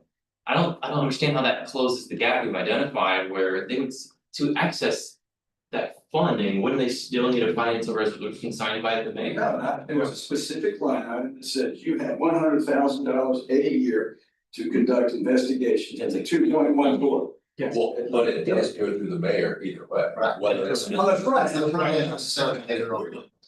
this conversation drifted to fixing it on the front end. That's right. And that's, I toyed with this today, Brett, you know, was playing with it, but it's all contemplating fixing it on the front end, not mid-year saying, okay, now. We have this investigation we'd like to do. Right. Now where do we, I don't know where the fix is mid-year. Yeah, that because That makes sense. Does that make sense? So just to maybe throw another wrinkle in here, or reveal how much I don't know about this. If they were to expend funding from that allocated fund, let's say hypothetically it exists. And they want a contract with a law firm. To enact, or to get that contract through, wouldn't they still need a signature from the mayor for that contract anyway, or? Wait, you need to worry, I guess, you have to have a written contract. So there's no procurement, right? Well, that is how the charter is set up today. That's the question for all of you. Do you want to propose an amendment to the charter to give sole power to the council in those kind of situations? That's the mechanism for all of you to decide, is that where you wanna go with this kind of concept, because that's what it would require. We can come up with any kind of charter language, Yeah. to send back to council. It's really, today it's set up that both sides get that push and pull as the politics stuff. When I started today with asking those questions, I had contemplated fixing it on the front. I had no thoughts or ideas trying to fix it on the midstream, because to me, that's, I don't know how you're ever gonna get resolutions on that would anyway make it to city council. And I mean, I think this, that's gonna be a tough one. If anyone's got a good idea on how to fix that, let me know. I don't know. We're kind of reading the room, are most of us wanting to change it to allow for more unilateral authority in this case? Or are we just intellectually trying to understand? I think that's the question. Unilateral midstream, When I say, no, my fix was do it on the front end, have a specific line item, $100,000, and I can access and use it. which is the process that's there today, but they're not availing themselves, it sounds like. And they don't want to. Right. And so they're not gonna do it, so okay, they don't want the short-term fix, upfront fix, then I just have a They suggestion. don't wanna. You don't need the midterm investigate fix as long. much if you do it. you don't need a midterm fix, you got it on the front. Unless you move that much. That's with that budget, then yeah, okay, if you move that budget. The question for all of you is, do you wanna mandate Mandate what? that they have to have this fund by charter? Because that's what you're all looking at. Right now, they have, I'm not suggesting that, I'm not yeah, they have suggesting those that. options. It's just in terms of what you can recommend. I assume they would want of it, that make, we do budgets and business, you would always have a bucket here to, but if they don't wanna do it, well. So maybe add what you would personally recommend in the situation and add some here. So my recommendation is that we just answer the question. Like, okay, And if we're caveats or there are limitations or conditions, then we put that in there too, but we were asked specific questions, and if we don't. If we're not gonna recommend change, then we're not, we should at least answer the question. Perhaps one on the board there, that's different. 1 and 2. because investigation is 2.14, we're at 2.4. But what if we said yes to that, Stephen, okay, let's assume you said, the city council attorney be allowed to hire additional staff, yes. That we thought a good idea, well, where the heck is gonna get the money to do that? I mean, I think the door gets slammed every time I turn around, so.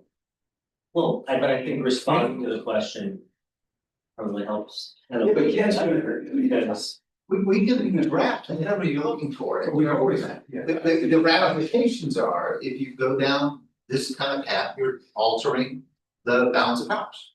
So is that what the group wants to do in this circumstance? So. I want to put it on the front end, not the midterm.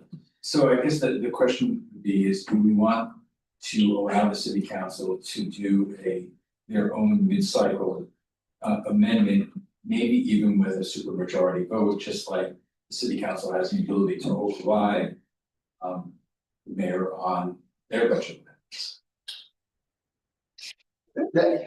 Right, the question is, do you want to do that without having the executive branch have a way? I think it would conflict with other sections of the charter.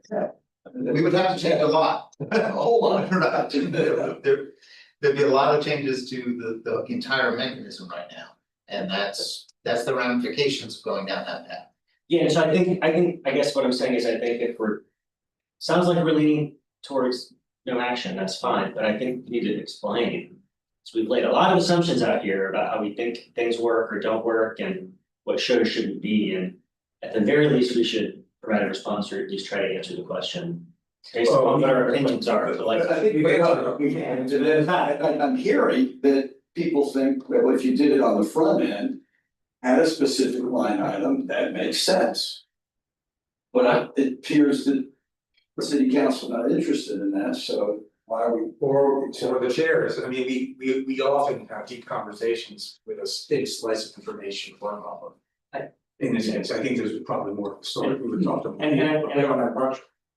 So. And I do think getting clarification on that term, city council's budget, because that term is interpreted one of two ways, it could change a big assumption, Well, could it not? I think that actually pointed out that the last clause that talks about in if you're above that, then you have to go to the mayor, implies that it's the narrow scope of the budget, not the entire budget, because if not, then we're like, Yeah, that's right. and you can just do whatever you want. So it makes that less sense to you necessarily. So Bobby's been waiting, Bobby, what do you want to then explain why? It's just describing how the process currently works. Right. It makes it seem like it's an arbitrary barrier, it's really extra text for no reason. Because I would fully, I had the same thought, I would fully agree with that, it makes, I don't think after this discussion today.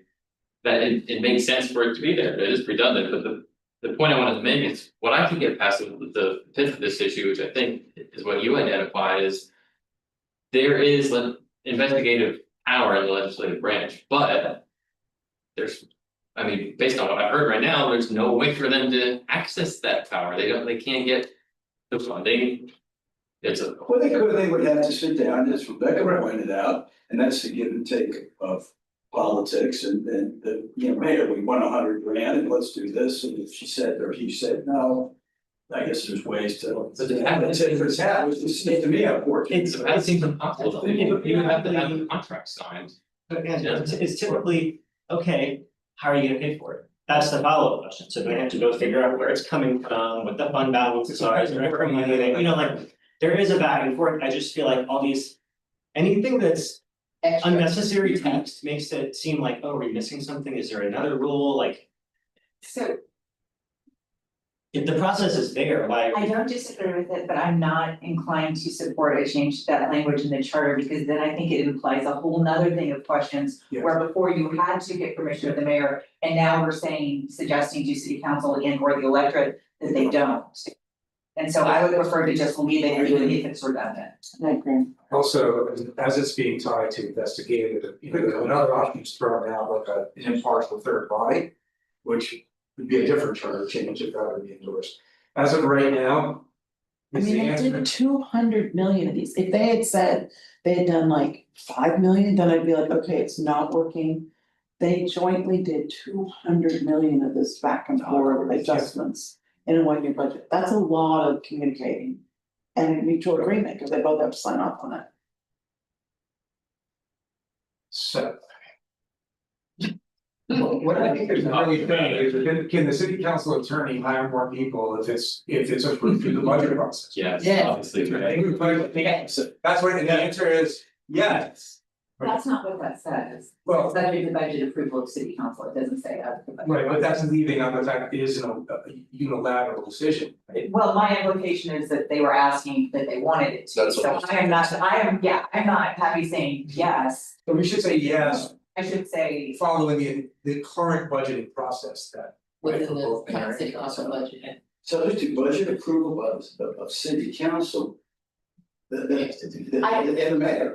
It always has to be the mayor. I would say they can do whatever they can do currently under the charter. And I would not want to sit there and parse what they were asking, because you think they're asking something, and I think they're asking something different. And I'm pretty sure we all have a little different nuance of what we think they're asking, so my recommendation would say they should be able to do what they're allowed to do under the current charter provision. Okay, To that, yeah. can we go on to the next one? Which I think is gonna be more straightforward. With a lot of caveats. Should there be a charter provision that sets salaries for council and mayor? So in the future, they don't need to calculate and approve their own. I mean, there is a formula, and I believe those are also approved. Guessing through the budget process, right, for that, so. Is this even necessary? Is this asking a question for something that's not? As a problem, I'm gonna call it in the charter. Well, they took a lot of heat on that raise, the pay, so, and I think that's what they're trying to avoid, is like have these things based in statute or something, so they're not advocating. So the CFO said in 2005, the salary was, I think, 20 or 50. 150 for the mayor or council? It's It's 40, you got not like 40, yeah. 40 and change, whatever it was. 2024, it was only up to what is it, 55 They did a bump that got. 75,000. before the bump. 50 I something. thought it was 20,000. So you're right, it already exists, there already is a formula, but it was so low that since 2005, it only went up to 55, They right? broke their own rules. The mayor, well, yeah, but the mayor was much higher than that, right? And so what do you say, it would have been like 270 had it not been. Right. I think, again, trying to sort of decipher what they're asking, I think what they're asking is like, it's too low generally. They had to make the very political conversation of raising it. They're asking us if we should try to remove that question from future councils, like I think that's what they're asking here. It is calculated, but they're, Yeah, so what do you mean by that? yeah. And whether it's enforceable. So one piece of information that I didn't get from Dennis was how we have a 2005 resolution on the books that I heard him say that sets city council salary plus increases annually tied to the ATU. the ATU, the union. And then in 2024, 5, whatever, city council decided, a majority of city council members decided that the starting number was too low and bounced it up by, I think he said 36%. It is now at 75,190. I am assuming without asking that that is set in resolution in the 2005 resolution, which has it tied to the 3% increase that everyone else gets, is still on the books. So unless we wanna start talking about whether $75,190 is sufficient for city council, and I'm happy to have that conversation in line with what other city council members make across the state, with what other city employees make, what other professional city employees make, I'm happy to have that conversation. But if we are starting with, they are already paid at what they said 2 years ago was an adequate salary, painful as it was, although they were elected and they were elected to make decisions, are they not where they need to be? With, if we already have that 3% built in tied to what non-managerial employees get, which I believe tends to be more consistently raised. The first people to get hit when there's a recession are managers. And then sometimes the unions get hit too, but the people who aren't covered by the unions and the managers and the mayors, they're the ones who get their salaries hit, which is why I think the mayor is attached to the managers. So are they not where they need to be? Which is also, they asked me, what's the problem? And if we do want to, if we're saying they're underpaid, I'm happy to have that discussion. But if we think they're paid, do we need to make a charter change? Maybe we would add something like some sort of a peer review every 5 years or something, so that you look at other cities like size, I mean. Well, life size are You can do that. overpaid, so if we're gonna do that, Well, and our people who have other jobs too, this is not their sole income, where the mayor does not have another job. of the top 8 cities, they make more money than anyone except for Lauderdale, which is not that. Well, I know, I thought that, I mean, I think we're higher I paid. think they're overpaid, I'm not gonna get in the middle of that unless we wanna have that conversation, I don't really want to have that conversation. But I feel, It takes the pressure off of them to get to Garrett's point, where they're not making the decision, that there's some sort of a review. but there's no new decision to make, the resolution's already on the book. Yeah, I agree. Karen, and then I want to ask you this again. It's like, Talking of former council and mayors, I don't think it's a question about if they're paid enough. I think that's a separate conversation. It's just about, should future councils and mayors need to calculate their own salaries? So is there a mechanism we could provide that would set the salary?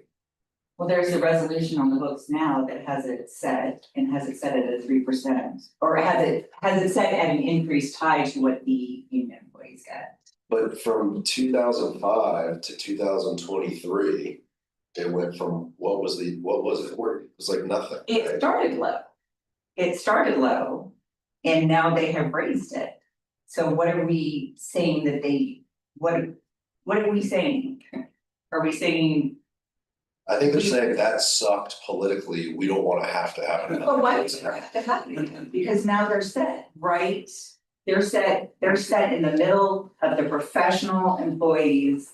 They're set where the professional employees are at an average. What I've heard from council members is to attach it to the mayor. A percentage of the mayor. The mayor's calculated as described. So are they saying they want an increase?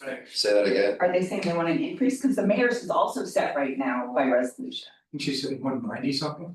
Which resolutions are set by city council, so city council set the mayor's salary. No, it's 150, the resolution for the mayor is 150 Right. plus the 3% or whatever the managerial, and the option to take it or not. What she meant. So, And say, oh, mayor makes $197,000. Yeah, 197. City council 78, right? How much the aide makes? City council makes about 39% of the raise. They are. Eight make 109. but they're full-time, again, right, city council, how many of the city council members have 39. other salaries? Are we gonna limit that? No, I mean, but here's the comment, no, it wasn't a question of, right now, it's 39%. To 78, so if you did memorialize and said, okay, city council should always be 39% what the mayor makes, it doesn't change a penny, it just stays where it is. So I don't think anyone's in here now advocating, let's give them a raise at this point, But that's gonna put because it them, is part-time. but that's gonna give them less of an increase the next time we get a recession. I'm not suggesting you do it, I just. Because the managers are the first one not to get hit, That's right. the mayor is the first one when you hit a recession, not to get the raise automatically under what currently it is. So it's actually, they'll be getting less money if you tie it to a percentage of the mayor gets. Can someone articulate the Well, hold on. problem for the group? Well, What is the problem with doing this? I still don't Follow understand. it.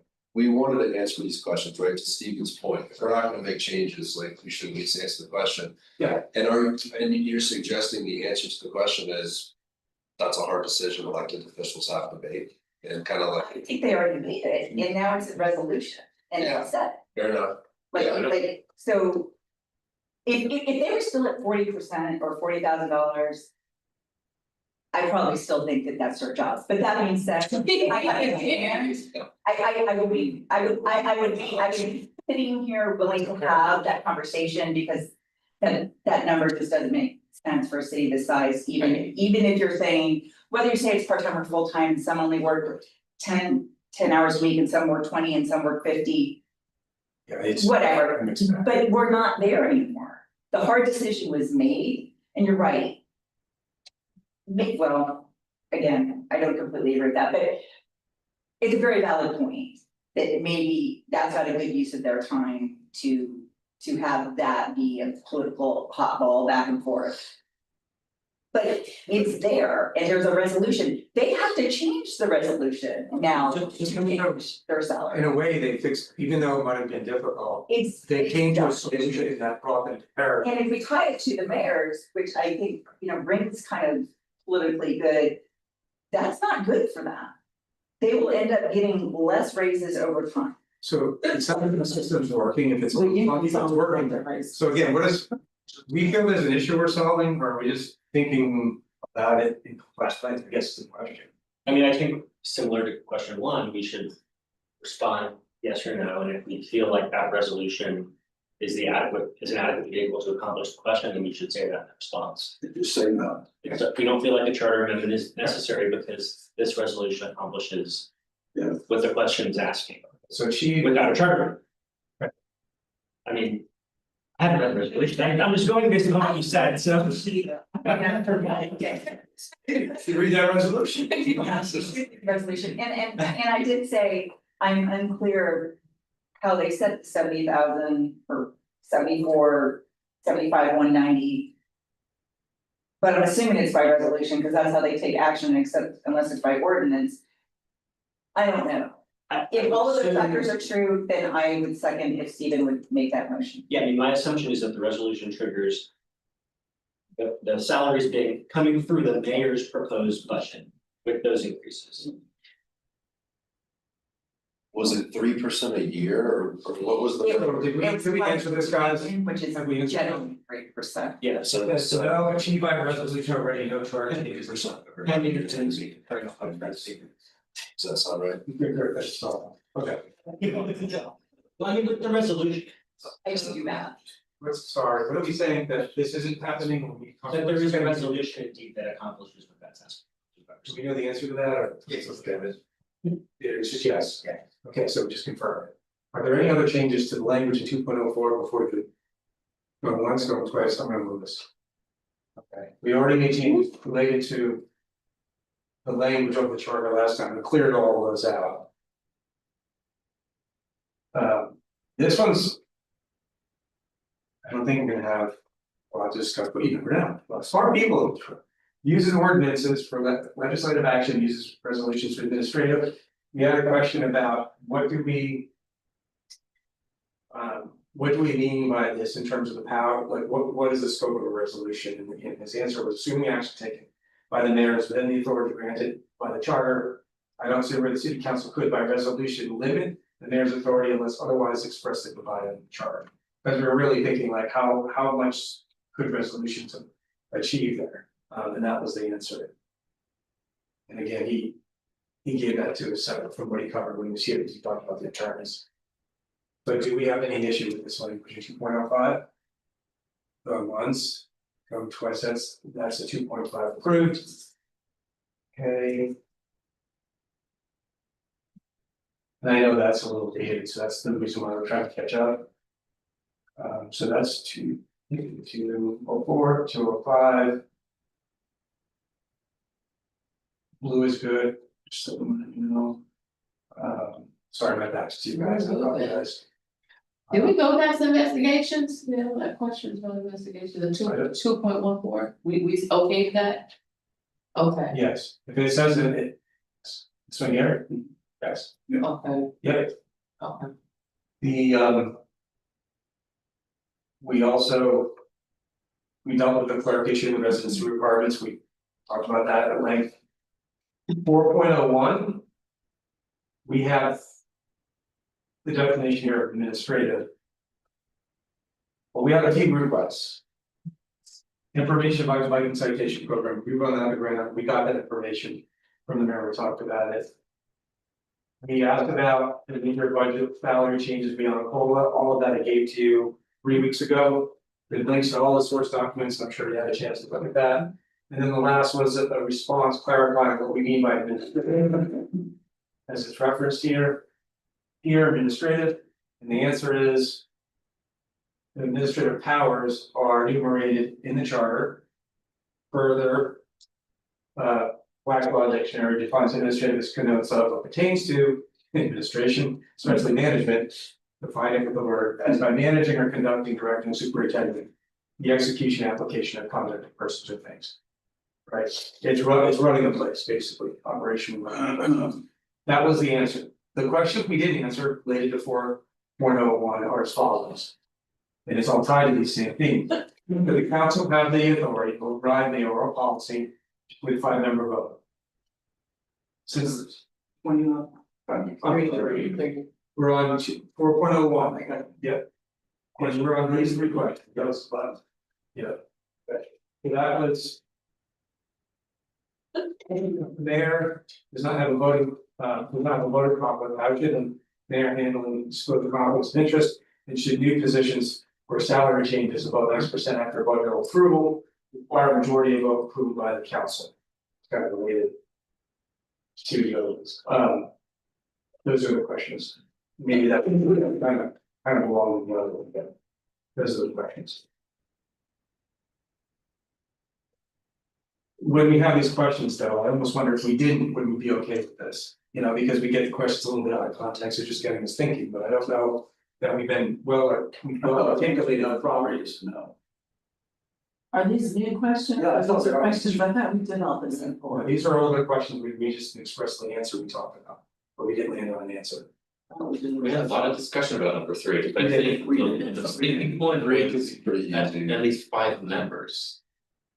Cause I think everybody kind of agreed. At least 5 members, no, that's not a high enough threshold to override. I see her. I think we were at number 3, I wanna make sure. Yeah. I'm personally not, but just gotta know, we gotta know, we gotta know. We gotta know. Yeah, I can get into another section. Okay. And that's voting on policies, executive orders. So I'm getting mostly no's in the group, do we need to raise hands? It's okay to leave quick.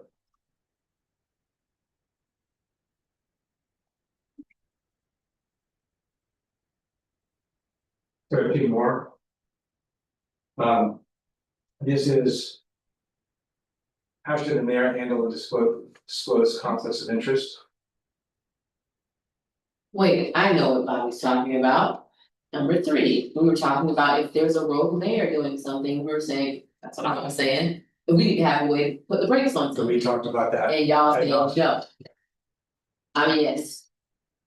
Okay, I'm just gonna say that, I feel that's fine. I believe with respect to before, there are. There was discussion around, there are. I thought there were. Ethics rules that need to be followed, et cetera, I think, remember that, right? I thought there was an annual ethics document I had to sign, but.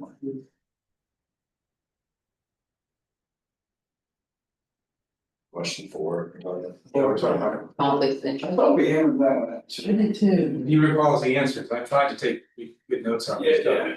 I don't think it was. A set of ethics rules in place that cover that.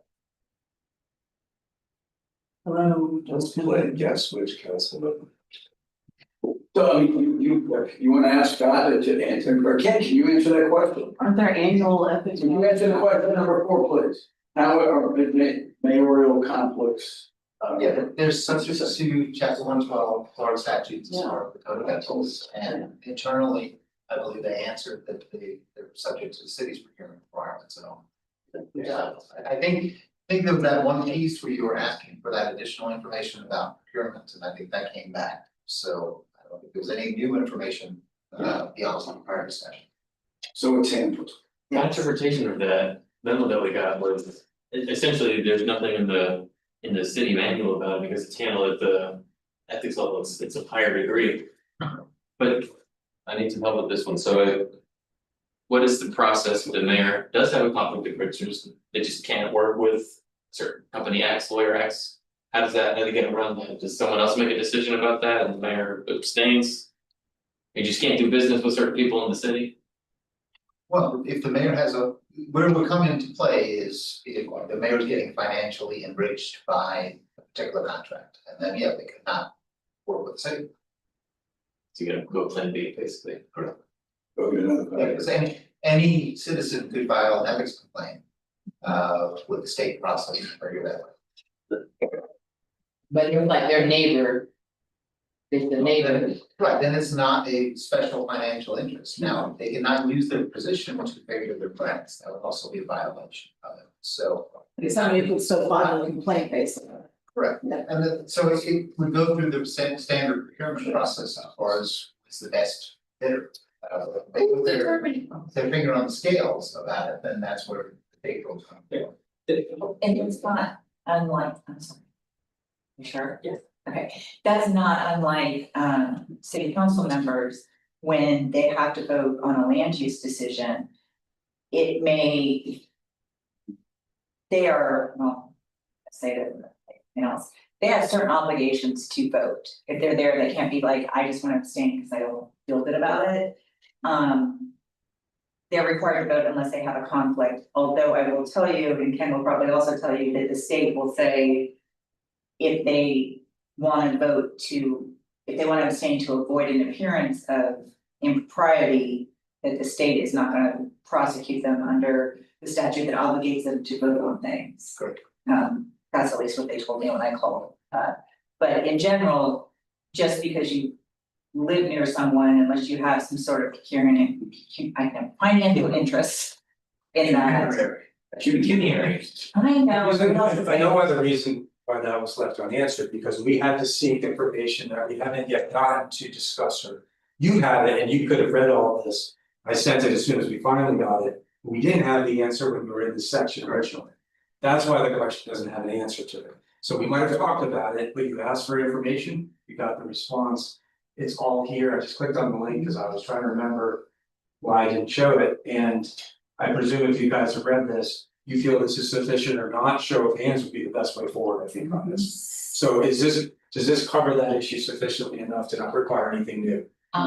Yeah, yes, hands, can I just get a show of hands that what this covers is sufficient. Hands if yes. I read it, and I read it. Or, You scroll down a minute, just give 2 seconds. I read it, what's that? I read it, I should know what that is. Yeah, I shared this with, Okay. yeah, this is, all this has been shared with you guys. As Soon as I get it, I give it to you. Here's what it was. Is that, want me to expand this more? I can blow that up, guys.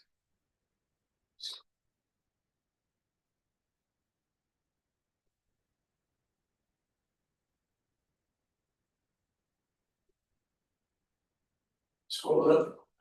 Where's that?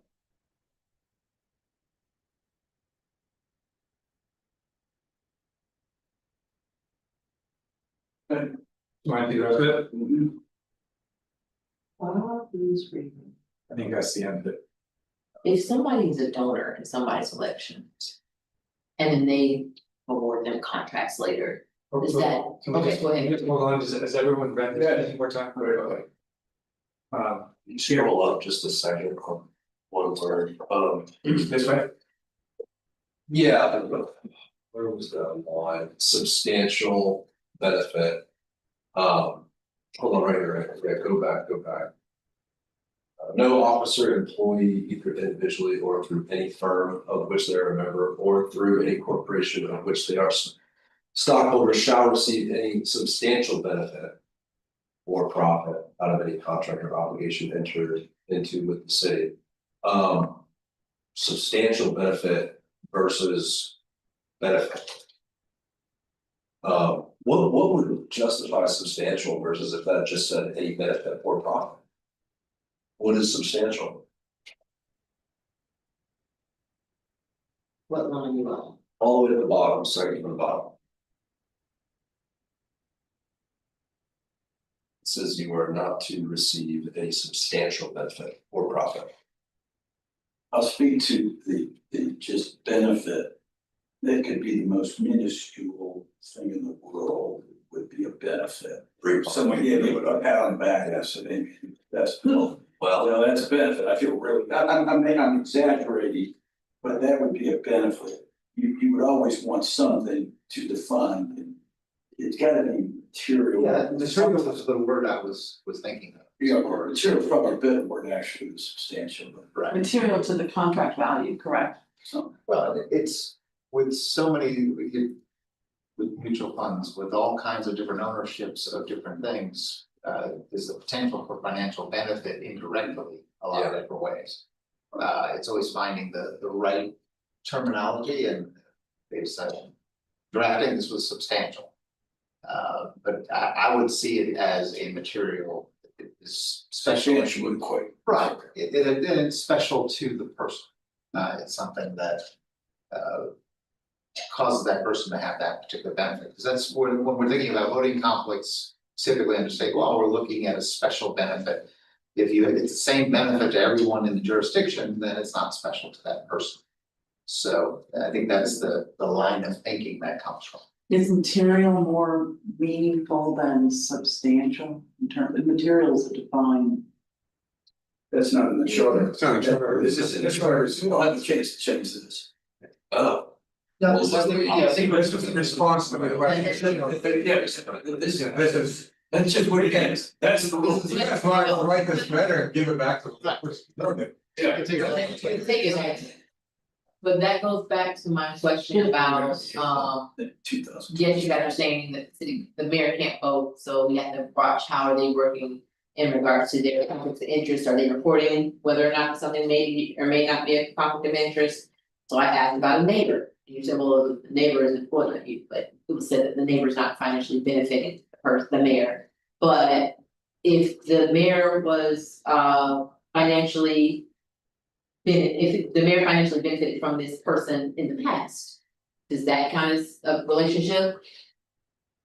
Like through donors during election? Under state law, campaign contributions are not considered to be additional financial compensation or anything along those lines, so. But I can't hire my cousin, but I can hire this guy to give me $200,000. The key is the contract goes to the council for approval. That's where the Right. voting conflict comes in. Right. That the mayor would be regulated under 112 as to not being, not unlawfully using their position.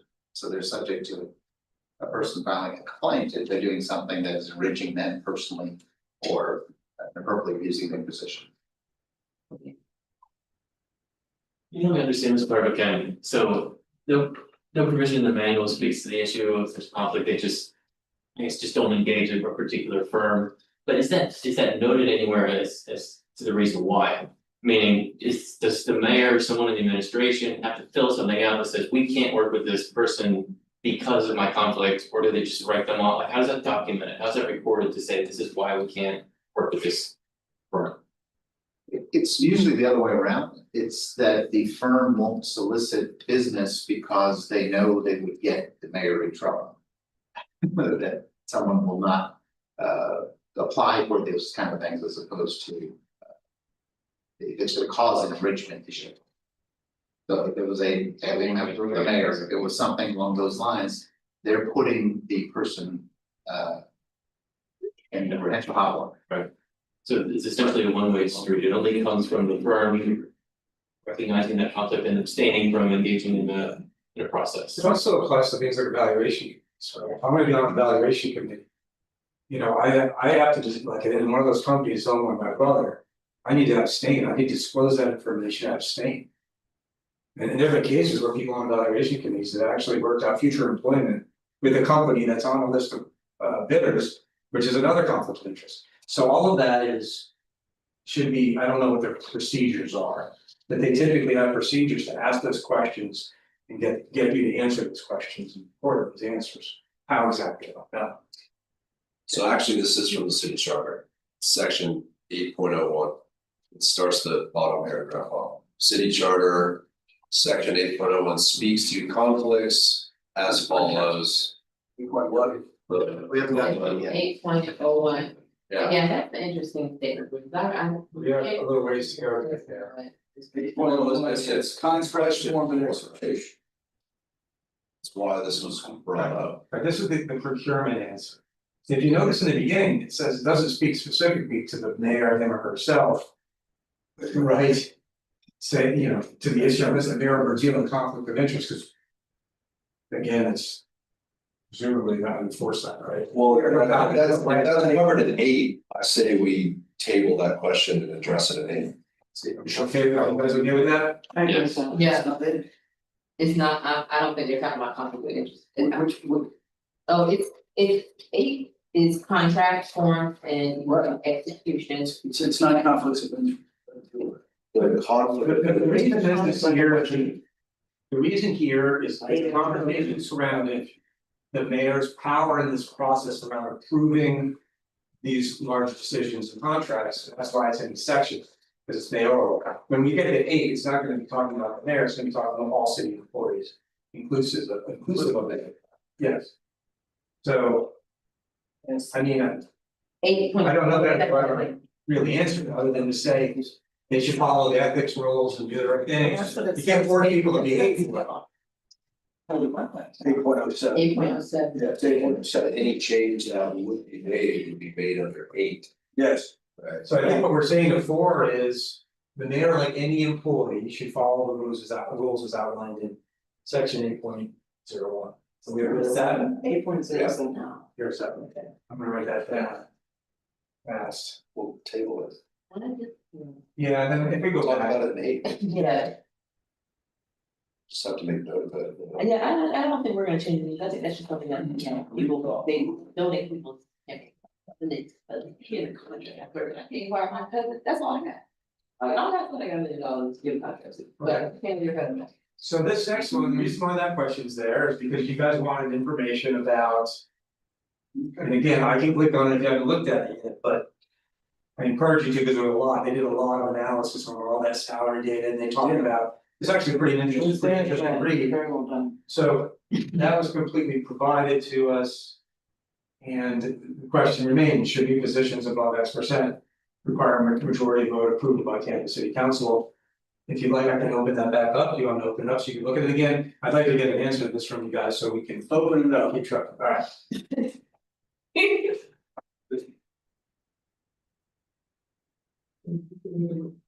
Cause it is. It's actually very. Helpful. Alrighty. You guys wanna read, you can have some reading to do here. This is a dense one to read off the top, I'll just If say. you have a machine, yeah, it's gonna be easier to do it from a machine. So I'm gonna just let you guys tell me when to scroll if you haven't seen this before.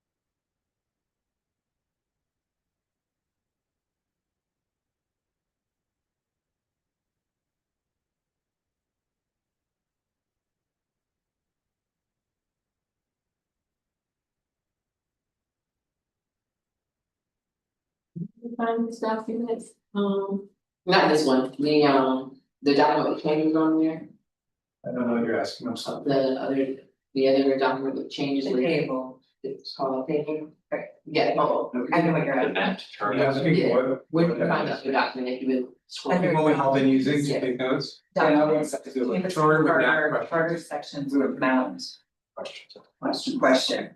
Something, You go back to the question. but you start in documents and then you. Yes. See. How do we go back to the question? Yes. Okay.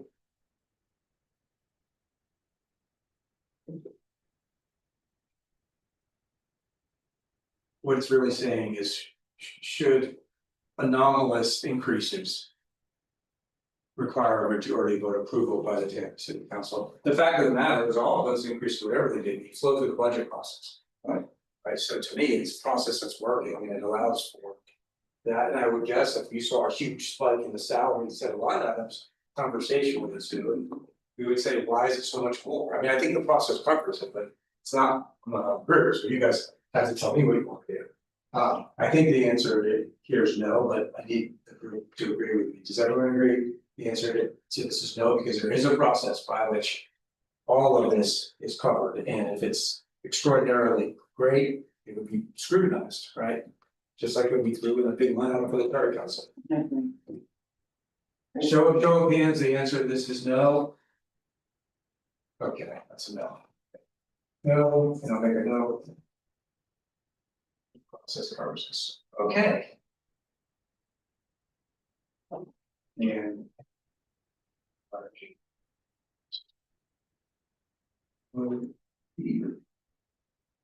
Okay. Well, that being the case.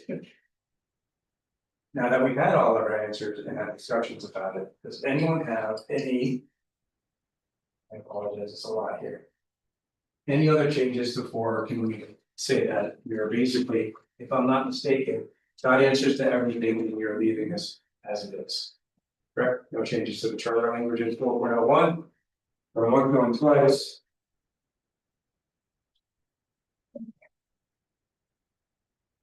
We have one. More on 5, which is.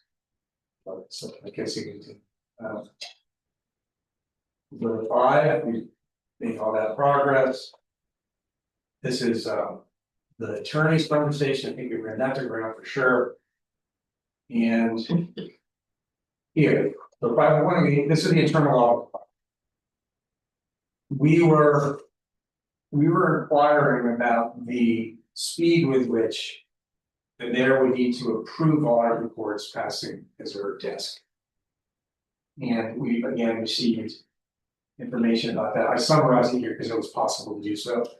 The audit department's internal policy states the chief of staff to release no recommendation reports within 10 days of receipt. So that's released, so we don't worry about the mayor. That's basically what that's saying. The mayor has, for those with recommendations, the mayor has 40 days to release recommendation reports. After which, if he or she doesn't, the audit director may do so. Without that mayoral approval. That's the answer to the question. Around timeframes. So that came up. I think related to a story, or maybe Bobby brought something up about what if. It's saying now we don't know what happened, so It can't be reacted to, we can't take corrective measures timely, and that's what we learned, so that's how it works today. Given that answer, I'll expand this again. Is there anything in 501C we wish to change in the charter? I'll just kind of. Frame the issues the way I see it, so the problem is the mayor has 40 days to release the recommendation. After which the audit director may release, so. Is there any other way, I mean, it's just, I'm just kind of thinking out loud here, so let's say that happens, that the mayor's trying to sit on an audit. For whatever reason, the audit director's under their thumb, they won't release it. Hypothetical, just thinking through these thoughts here. So the city council knows there has been an audit. So they can just request. They can just request it and they would get it or no, I'm trying to read this and shall have Well, let's to take it request as the part of- endorsement from additional information. Majority vote. But that's to perform an additional audit, not to receive the recommendations of one that has been released yet, am I reading that right? If it's final, it's a public record, right? Can But it's it's not not- incorrect. That's a good point, yeah. Yeah, that's a. Yeah, and to reach the point that it's a public record, they can make records requests. They can do it on day Yeah, 4. typically, if they don't get another report, they stop approving other agenda items. So the release is just a dispersal of information. Yeah. It's just. It can be housed somewhere and accessed by request. It's just if it's not dispersed automatically, essentially. Okay, so council can just get it. And I don't think we know of any issues here per se, or it's been 150 days to get audit, I don't know if that's happened, I don't think that's how that's happened. So giving that, any changes to 501C? Or what's in place?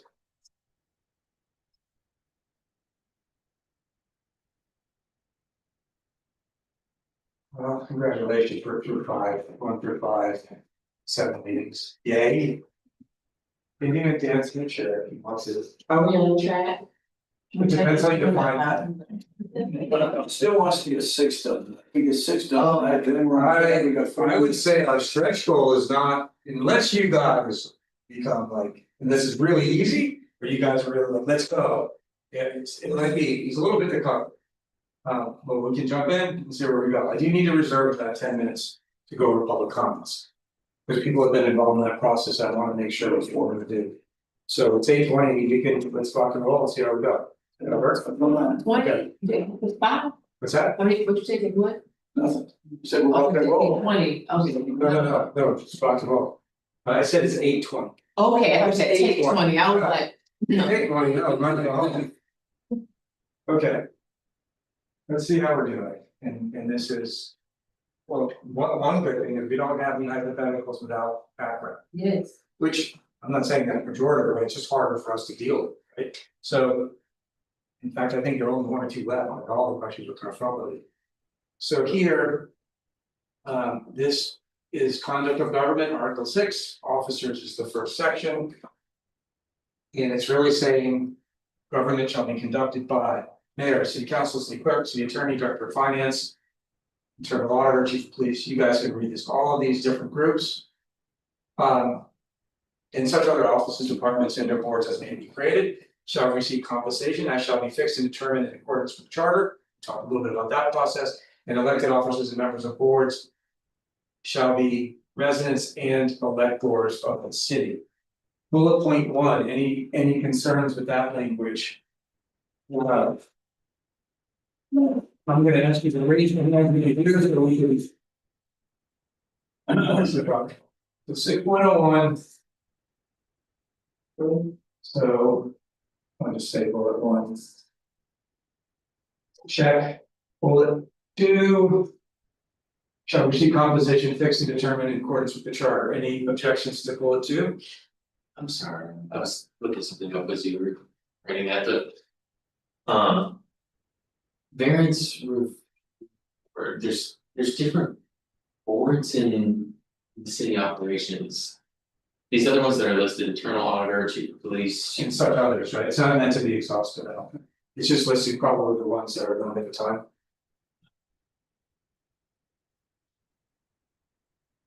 Okay, so because really that, the reason I bring it up because that was a change from the the last charter, they insert that, it didn't make sense and why that would be, that would stand out as, we try to make sure there needs to be.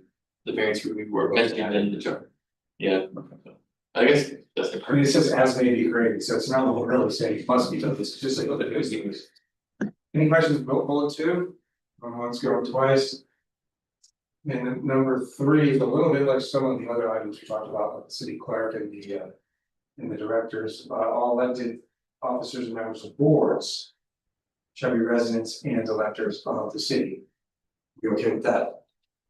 Yes, okay. So this is. No changes. So I just want to make sure this is the one we're on this. 6.02 term. The term of the mayor, city council members, and city council members. Graded as provided for this chart shall be for 4 years. And until their successors have been duly qualified. Second is the terms. Of officers appointed by the mayor shall terminate. With the mayor's terminated essentially, or ends his or her term. Except the city clerk and those board members appointed for fixed and staggered term. Any changes to 6.02? Ron's going twice, to answer your question, actually, we're getting more on track by the minute. Yeah. 6.03, a little longer, just fits in. I'm not gonna read all this, obviously, this is appointment. So the mayor within 90 days after taking office. Or after a vacancy shall exist, shall nominate and submit to the city council. For appointment by no fewer than 4 votes of the entire council. Heads of departments and any administrative personnel with administrative authority or responsibility equal to or greater than that. Of the department. Head. I don't want to just keep reading all of them. Thoughts on 6.03 bullet 1, any discussion items there? Concerns, issues we don't know about, we need to know about? I have a point of discussion, so that was, I think, the sole. Recommendation for change from the administration was the language in that first bullet point in 6.03. Looking through to find that document, I thought I had it printed out. The legal department and the administration, but essentially this would undo the charter amendment the council had passed in 23 or 24. That resulted in this language that we have here, first bullet. So Bob, there's a question from the mayors, and that's not, that's not the question, should each of the appointments, that's not the question, Bob? That's the question from council. I think the legal department offered different language for bullet point We should one. see that, what is that, what they propose? Yeah, I don't know. Provided it in the it is in the SharePoint because it provided to. And I think it was emailed out. Try to find it real quick. City admin charter recommendation. Want to see it. If you find it, let me know, and I'll look it up. I found it, but I don't know where I found They should Can you read it be. to us? it. Yeah, Is there a URL of that? That's not maybe. City attorney.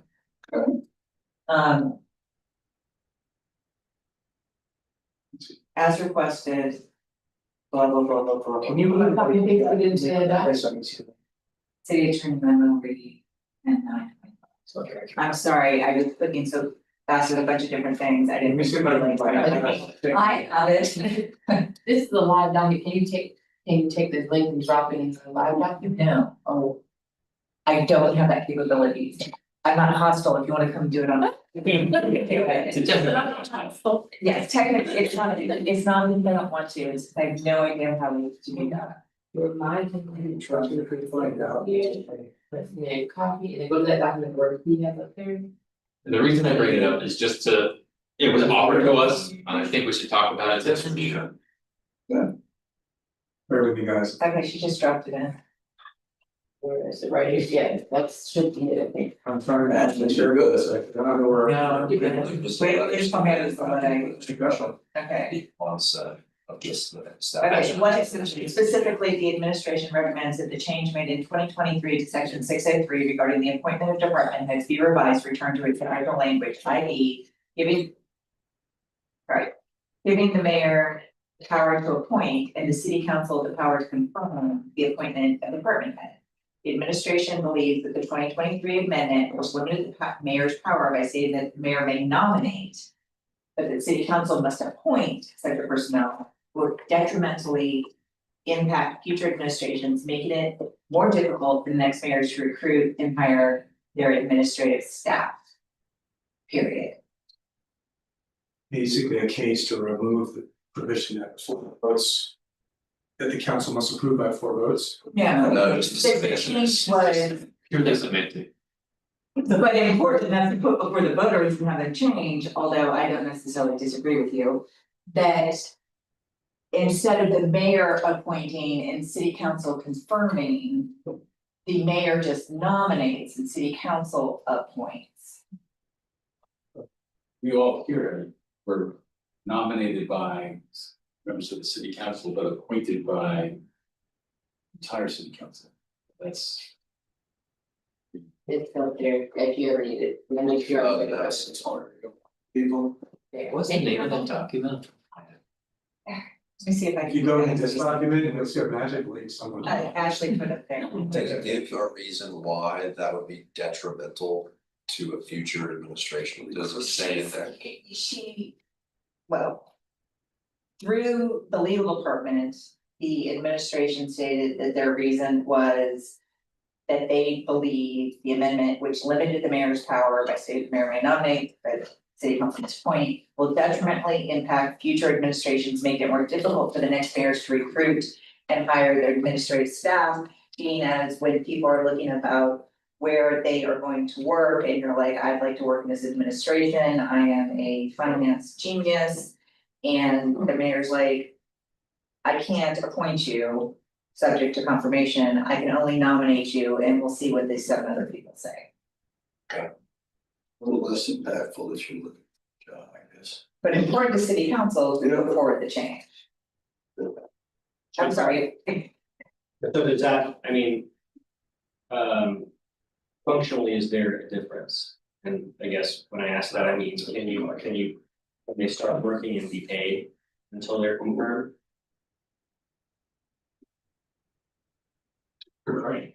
I mean, that's a good question. Confirmation was a part of the, just the language, right?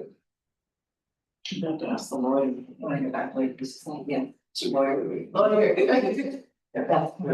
Nomination. Nomination sounds like you don't. Right, a nomination was not included, that was the whole point. But then what do they do with the interim? I'm sorry, I I didn't think think it's two things, it's. The permanent position and that hiring process is separate from the interim process, so you can be both designated and interim appointed, but also the nominee of the permanent. That can be the same person. Wearing dual hat. There's no period. There's no limit on that, and the trick with the interim is that it has a time limit on it. Oh, so so what it says now. I'm sorry, I just jumped. Go. Okay. I'm trying to be better. So the mayor. Within 90 days nominates and submits to city council for appointment. If they're appointed, great. If they're not appointed, and city council has 15 days to appoint or disapprove. And if they don't. Then the mayor within 90 days thereafter shall submit to city council the name of another nominee. The mayor may make an interim appointment. That's your Stephen. I just want to question is. Is this prompted by something that's happened? Is this okay? Sorry, it says the mayor may make an interim appointment of an existing city employee. You're right, I'm sorry, yeah. that was important. Cause it probably needs someone to go do that job with this process. Right. But let's finish. I'm sorry, No, that was. so is the question prompted by a problem? That the mayor had in terms of hiring people that the city council we know that. It's been such a short period of time since city council put this forward and it was approved by the voters. I'm not sure what the problem was beforehand. But I just, my take is the mayor, I don't know, all this different. We should find out if there's different legal standing that they, for nominees, or, I mean, I don't know, what's the difference, because is it semantics or is it really different in terms of their. Can we have our track record? Was it changed with this current city council, this current council put it on the ballot? Not, I. So. Pretty much, but when would it have been there? Because when we decide this, the current council, so the current council made a change, and we change it back, why would they put it on the ballot, right? So just for time's sake, I know we want to try to. You know, it's a good question. And no one has any data or information about the problem either. That's usually. You know, I'm just saying, I think the key issue is. It sounds like the mayor wants to be able to designate their appointment. Who can act in that role before council first. That's the only functional difference, semantics aside, So the nominee cannot act in the role. The appointment. unless they're already a city employee. And then she can appoint. Right. But that was the intent of the amendment. I didn't realize that was what I was voting on, never. So. I'm not sure what you're saying, so if the mayor appoints someone. I'm probably on, The mayor, I mean, I can give you context from what's happening in the country right now. There are times that the administration appoints an acting attorney general that has the power and responsibility of the attorney general and who may be nominated to the position permanently. So in their acting capacity, they can do what is required. It may be for a finite period of time. But eventually the Senate has to confirm. You're getting paid. And they're getting paid. There are having times in the recent past, because there is a limit to how long you can serve on an acting capacity. And if the Senate doesn't not have, vote on it in a certain amount of time, then they cannot serve in the acting capacity any longer. It's a strong minimum, in my opinion. I mean, if it's detrimental to hiring people, department heads in the city, if that's worthy of a memo, it's certainly something we should explore, but I don't know where to take it further tonight. For discussion. Can I ask you a question? Yeah. About the basis of the question? Well, what might be helpful, we can pull the charter language that existed prior to. I have that.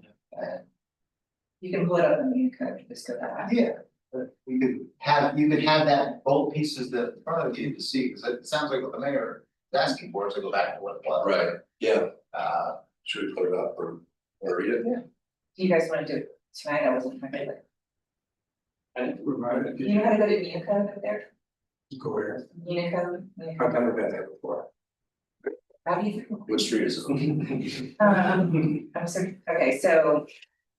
I don't know how to put, I don't know how to put it up there, actually. You think there's a website? I mean, what am I talking? Yeah, and Unicode, You tell me. okay, Google Tampa Unicode.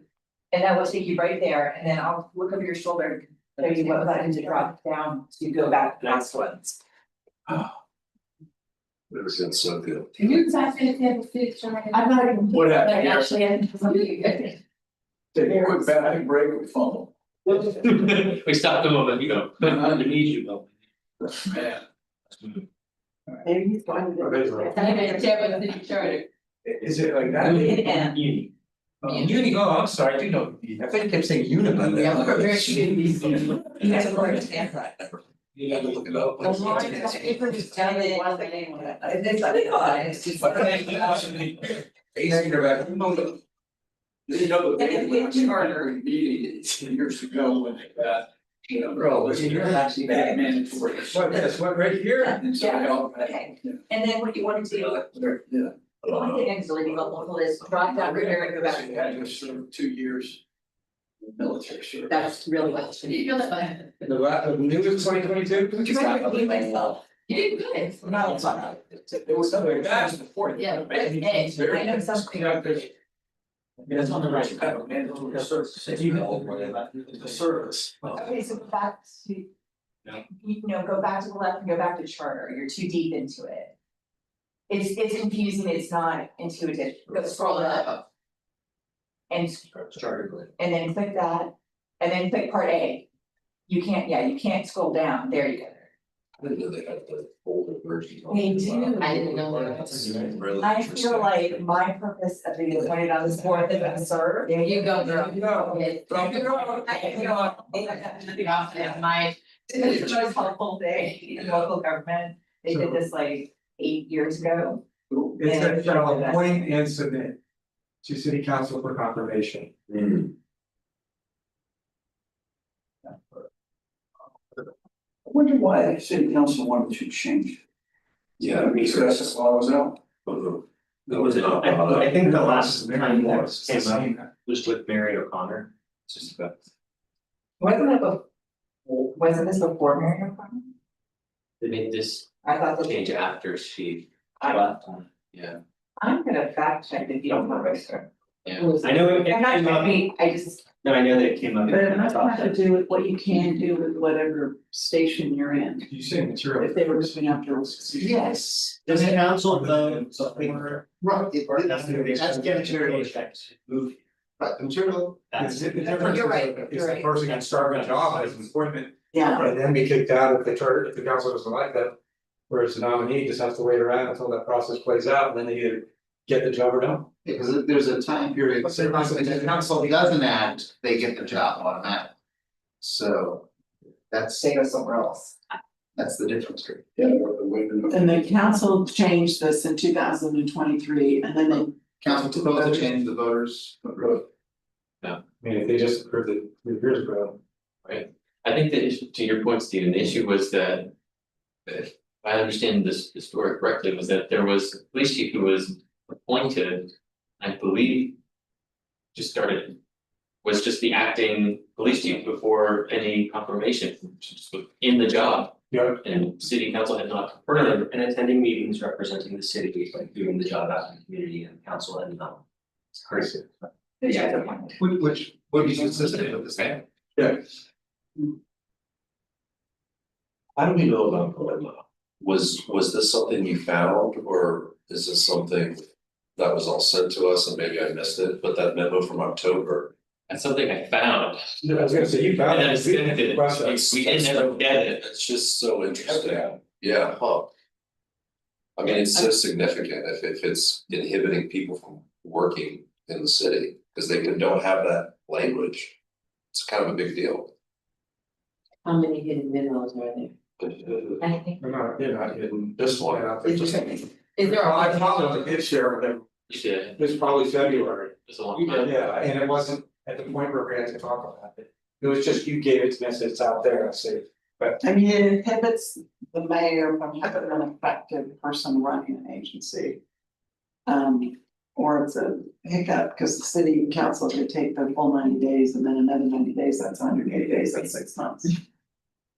I think it can be said both ways though, because you also want somebody in that position that has the support and the faith of the city council. Why would you appoint someone that you think they're not going to? Yeah, so they could be appointed, start acting, and then get rejected by the council. The old one. The old, right, Anyway, that's how those people think. you could also argue if you were appointed.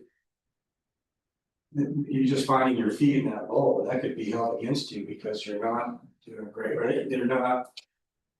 I mean, I don't know, I'm just saying, you just started a job and now they're evaluating you, Right. getting the choice on her, then it's performance. Versus in the opposite, someone's interim, it's officially blessing. So. so that means that they have negotiated their salary, there's a contract signed, and now they're appointed, they're getting paid basically. They've gone through all the background processes to start their job, they're appointed right off the bat, right? That's how I mean. Yeah, it goes. Under the old language, they would have the job at that point, subject to this hours by city council. What they've done is flip the process around, that is simply a nomination. And when council acts, that's when they be appointed.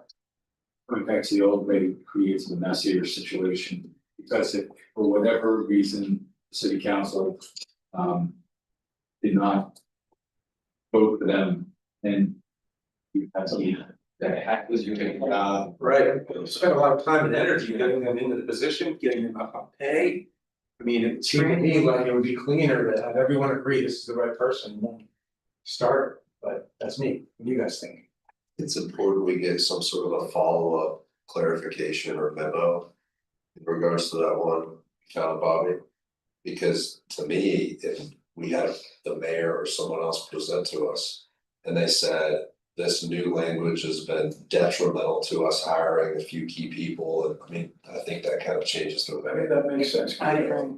Yeah. So. It's an easy follow-up. Yeah, I'd like to make a motion. Who did the memo come from? How was it from the mayor's office or the city attorney? It came from the city attorney and it was sent to the chair and members of city council in request to a request from city council that received a file number, so it's tracked by the city clerk for the administration to submit their list of recommended changes to the charter. So the Okay, so that administration, absolutely relates. yeah, through the legal department, submitted to city council, then didn't distribute it further. And I don't think that they did that for any other purpose other than they got it. I don't think they did it on purpose to hold it from us. I think it just wasn't, they were probably thinking, I'm sure they said it to them. It's fine now, what. They just didn't Draw it. Yeah, I was just gonna make a motion to ask whoever sent that memo to clarify it, if that's still a question they have or still a topic they'd like us to explore, since it wasn't sent to us. I think it was in our file, was it? Ken? I don't think that was in the SharePoint, was it? This is, It was. this is something Bobby found long before we talked about this, and I just shared it. We didn't. I think that we did receive subsequent to this, some communication from the mayor's office saying they didn't want to change this, so we didn't go looking, to be fair. Okay, so some of you have covered this previously. So somebody was that memo within the mayor's office told us. Eventually, they- Later on, yes. It's a good clarification, because the heartburn is the language. Yeah. I don't know if that's the appropriate motion or the direction we wanna go in. But sounds like we all want some sort of clarification on it. Yeah, I just asked the question. Yeah, I think I think I understand the questions. This sounds like it's creating problems, help us explain what those issues are. Right, exactly, yeah. Cause you could also make the case that I would rather not be appointed to a position that could be taken from me. Like, I think there's the opposite, like, I wouldn't go for a job, if there's a chance I get it, and they take it from me. That seems kind of different. Right, I'd rather get it lower condo, and you have to put me in front of a bunch of people. Yeah. I agree with that, but I also think just for fair shake. No, that language was wrong. So we're trying to. I'll go get this information. Yeah, yeah. I don't know, I'm gonna go chase this. I mean, like, and also like by issues, I'm curious, like, are there specific positions that we have trouble filling that this would Correct. potentially address? And also how would we have addressed it, because we still have to contend with the fact that they wanted to hire them and then bring them to council afterwards, so were those individuals that they felt like council wouldn't have confirmed? Okay. Yeah, it's not on the subsequent email that we got, there were materials from the mayor's office saying these are the issues there, so. Maybe this was the general counsel raising it and it was gone through their process and didn't go through it, I don't know, but we should find out. But we can change the charter in this spot, this may be a spot we can change, because that. Just doing a time check, I do need to show to the public piece, so. Yeah, we're getting close on the chairs out of here. We'll do this, we won't finish this tonight. Well, We're almost done. well, We're at city. so let me try to hold that one, so I have a. Summary for, you guys. Don't forget new business. I didn't leave it on. I actually didn't even. I felt happy. I didn't even put it on the agenda, that way we don't have to worry. So I just love how hard we're making a stay here forever, because I love it so much. So I wanted to convey this because I think those who take the time to write to us may be thinking we haven't listened. And I don't want that to be the case. So this doesn't account for verbal, it does in some cases, some people have verbalized these in written, others like today just talked. This was from the website. We have 11 comments from six people. And I summarized them here just so that everyone knows that we covered them. How we react to them, I want you to think about, we don't need to decide that. So the first is no district hopping with respect to terms. We've already made decisions on many of these sections. Keep two attorneys, add a lifetime term limit, use independent formula, set salaries for our council members. This one was the need for an independent IG, ethics commissioner, city auditor. This particular former employee wrote a very detailed account of a string of events that I think bears your reading, honestly, but it's up to you. But it's a very detailed explanation of why not having this made it difficult for him to deal with the particular issue. Here we have several that came in together. Is there not an IG for the city? Because that was one of my questions in trying to deal I with. don't believe so, I haven't heard it mentioned, does anyone know? I think when we were talking about investigative powers, that Not a was mentioned. separate division outside of the mayor and council. Here was a recommendation to add districts, single member districts. Ratify department heads via a simple CC majority, allow the council to remove department heads by a 2/3 vote. Have an independent city attorney that does not report to the mayor or city council. This was by one of our own members. Have at least one meeting per month in the evening to allow greater citizen participation in the process. I think that'd be great. And then increase investigative powers of the council. And it cites some HR related lawsuits in closed sessions regarding the same. Again, you can read, I encourage you to read the actual submission. Ensure candidates or council live in the city before they run. As an example of Nicole Payne, and remove the city council attorney and have. City council oversee the CRA, those are two different one, and then finally. Ensure candidates for the council live in the city before they run, and then there's one more. This was unique from online, so this was documentation received, if you remember, we got the salaries. By someone who said they're too low, and that led to the conversation, I think that was either the last one or the one before. So those are out there, and maybe give that some thought. I'll give some thought to where they may fit, but I don't even know if you wanna pursue them, so I wasn't gonna do that yet. But for everyone listening, I wanna make sure everyone knows that you've heard those and we've talked. Can we say which ones we just let you know which ones we think you Yeah, let me know, I don't need to do it now, I have a sense, cause some we've already decided and some we haven't. Maybe when we start our next session, we can maybe revisit that, and you guys can voice that to me and to each other. We have now 8 meetings through August, we had 9, we have 9. And we started 6, so at the rate we're going, it's pretty soon going to be. At a point where we're gonna have to knock out an article a meeting to be on time, I'm just letting you know. No judgment at all, happy to go to the end with you guys. But we will run out of time, that will force us to make some decisions if we have to. So I'm ready to go all the way to the end, if you are with you, if not, we'll get that time. Some of these are like some of these are going to be very easy. But we never know, there might be a nugget in there and we'd like to talk about it, that's fine. Just keep in mind what our path looks like and take a look at, you know, like I said, I've been trying. We've got all the answers so far, everything we've asked, we have a new one. I have a feeling this will be in play before our next meeting, which Scott is committed to. So it's really, if you just take a look at those sections, even maybe take notes in here in advance of the things that you want to discuss more. That might be good because we'll come a little bit more prepared if you haven't had a chance to look at it, it's a little slow. But like I said, we go to the end. Anyway, that's what we covered. I didn't add anything for you this because I didn't think we'd have time. Does anyone have a massive, maybe important thing to raise? I could break on the rules. Any new business? No new business? I just have one point of information. Okay, girl. Did everybody do that cyber training. Right, thanks for reminding us. They haven't asked me to remind you to do it. It takes Because time. I did it, I know, but you know, on the handheld, because I don't have this thing on my, like, I only got to 7 of 8 of the, whatever, the things you had to identify. I probably know that. It's been like an hour. I was born, I thought I was But anyway, you should do it. What is, not only should you have to, it's required. Ben and I had to do it too. I thought it was like the county one. It's literally like It's- 11 minutes. Yeah, it doesn't take, so please make. It's every once. You're gonna, you want that, because It's from the city, it says the. it's mobile device security, it's so simple. There's only Can one we thing have you the can't motion? find. Can I make a motion? Yes, to right, relate yeah. it to us? Yeah.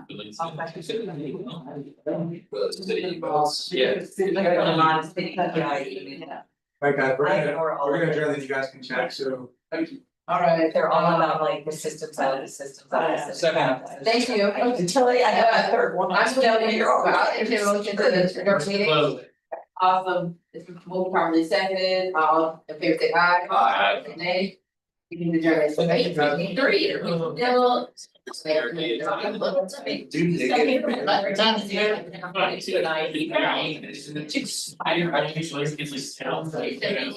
Wait for. Thank you for bringing that up. Second. She. And motion. I did. Okay, Bobby. I appreciated your comments. Right. I had. That was, I grew up,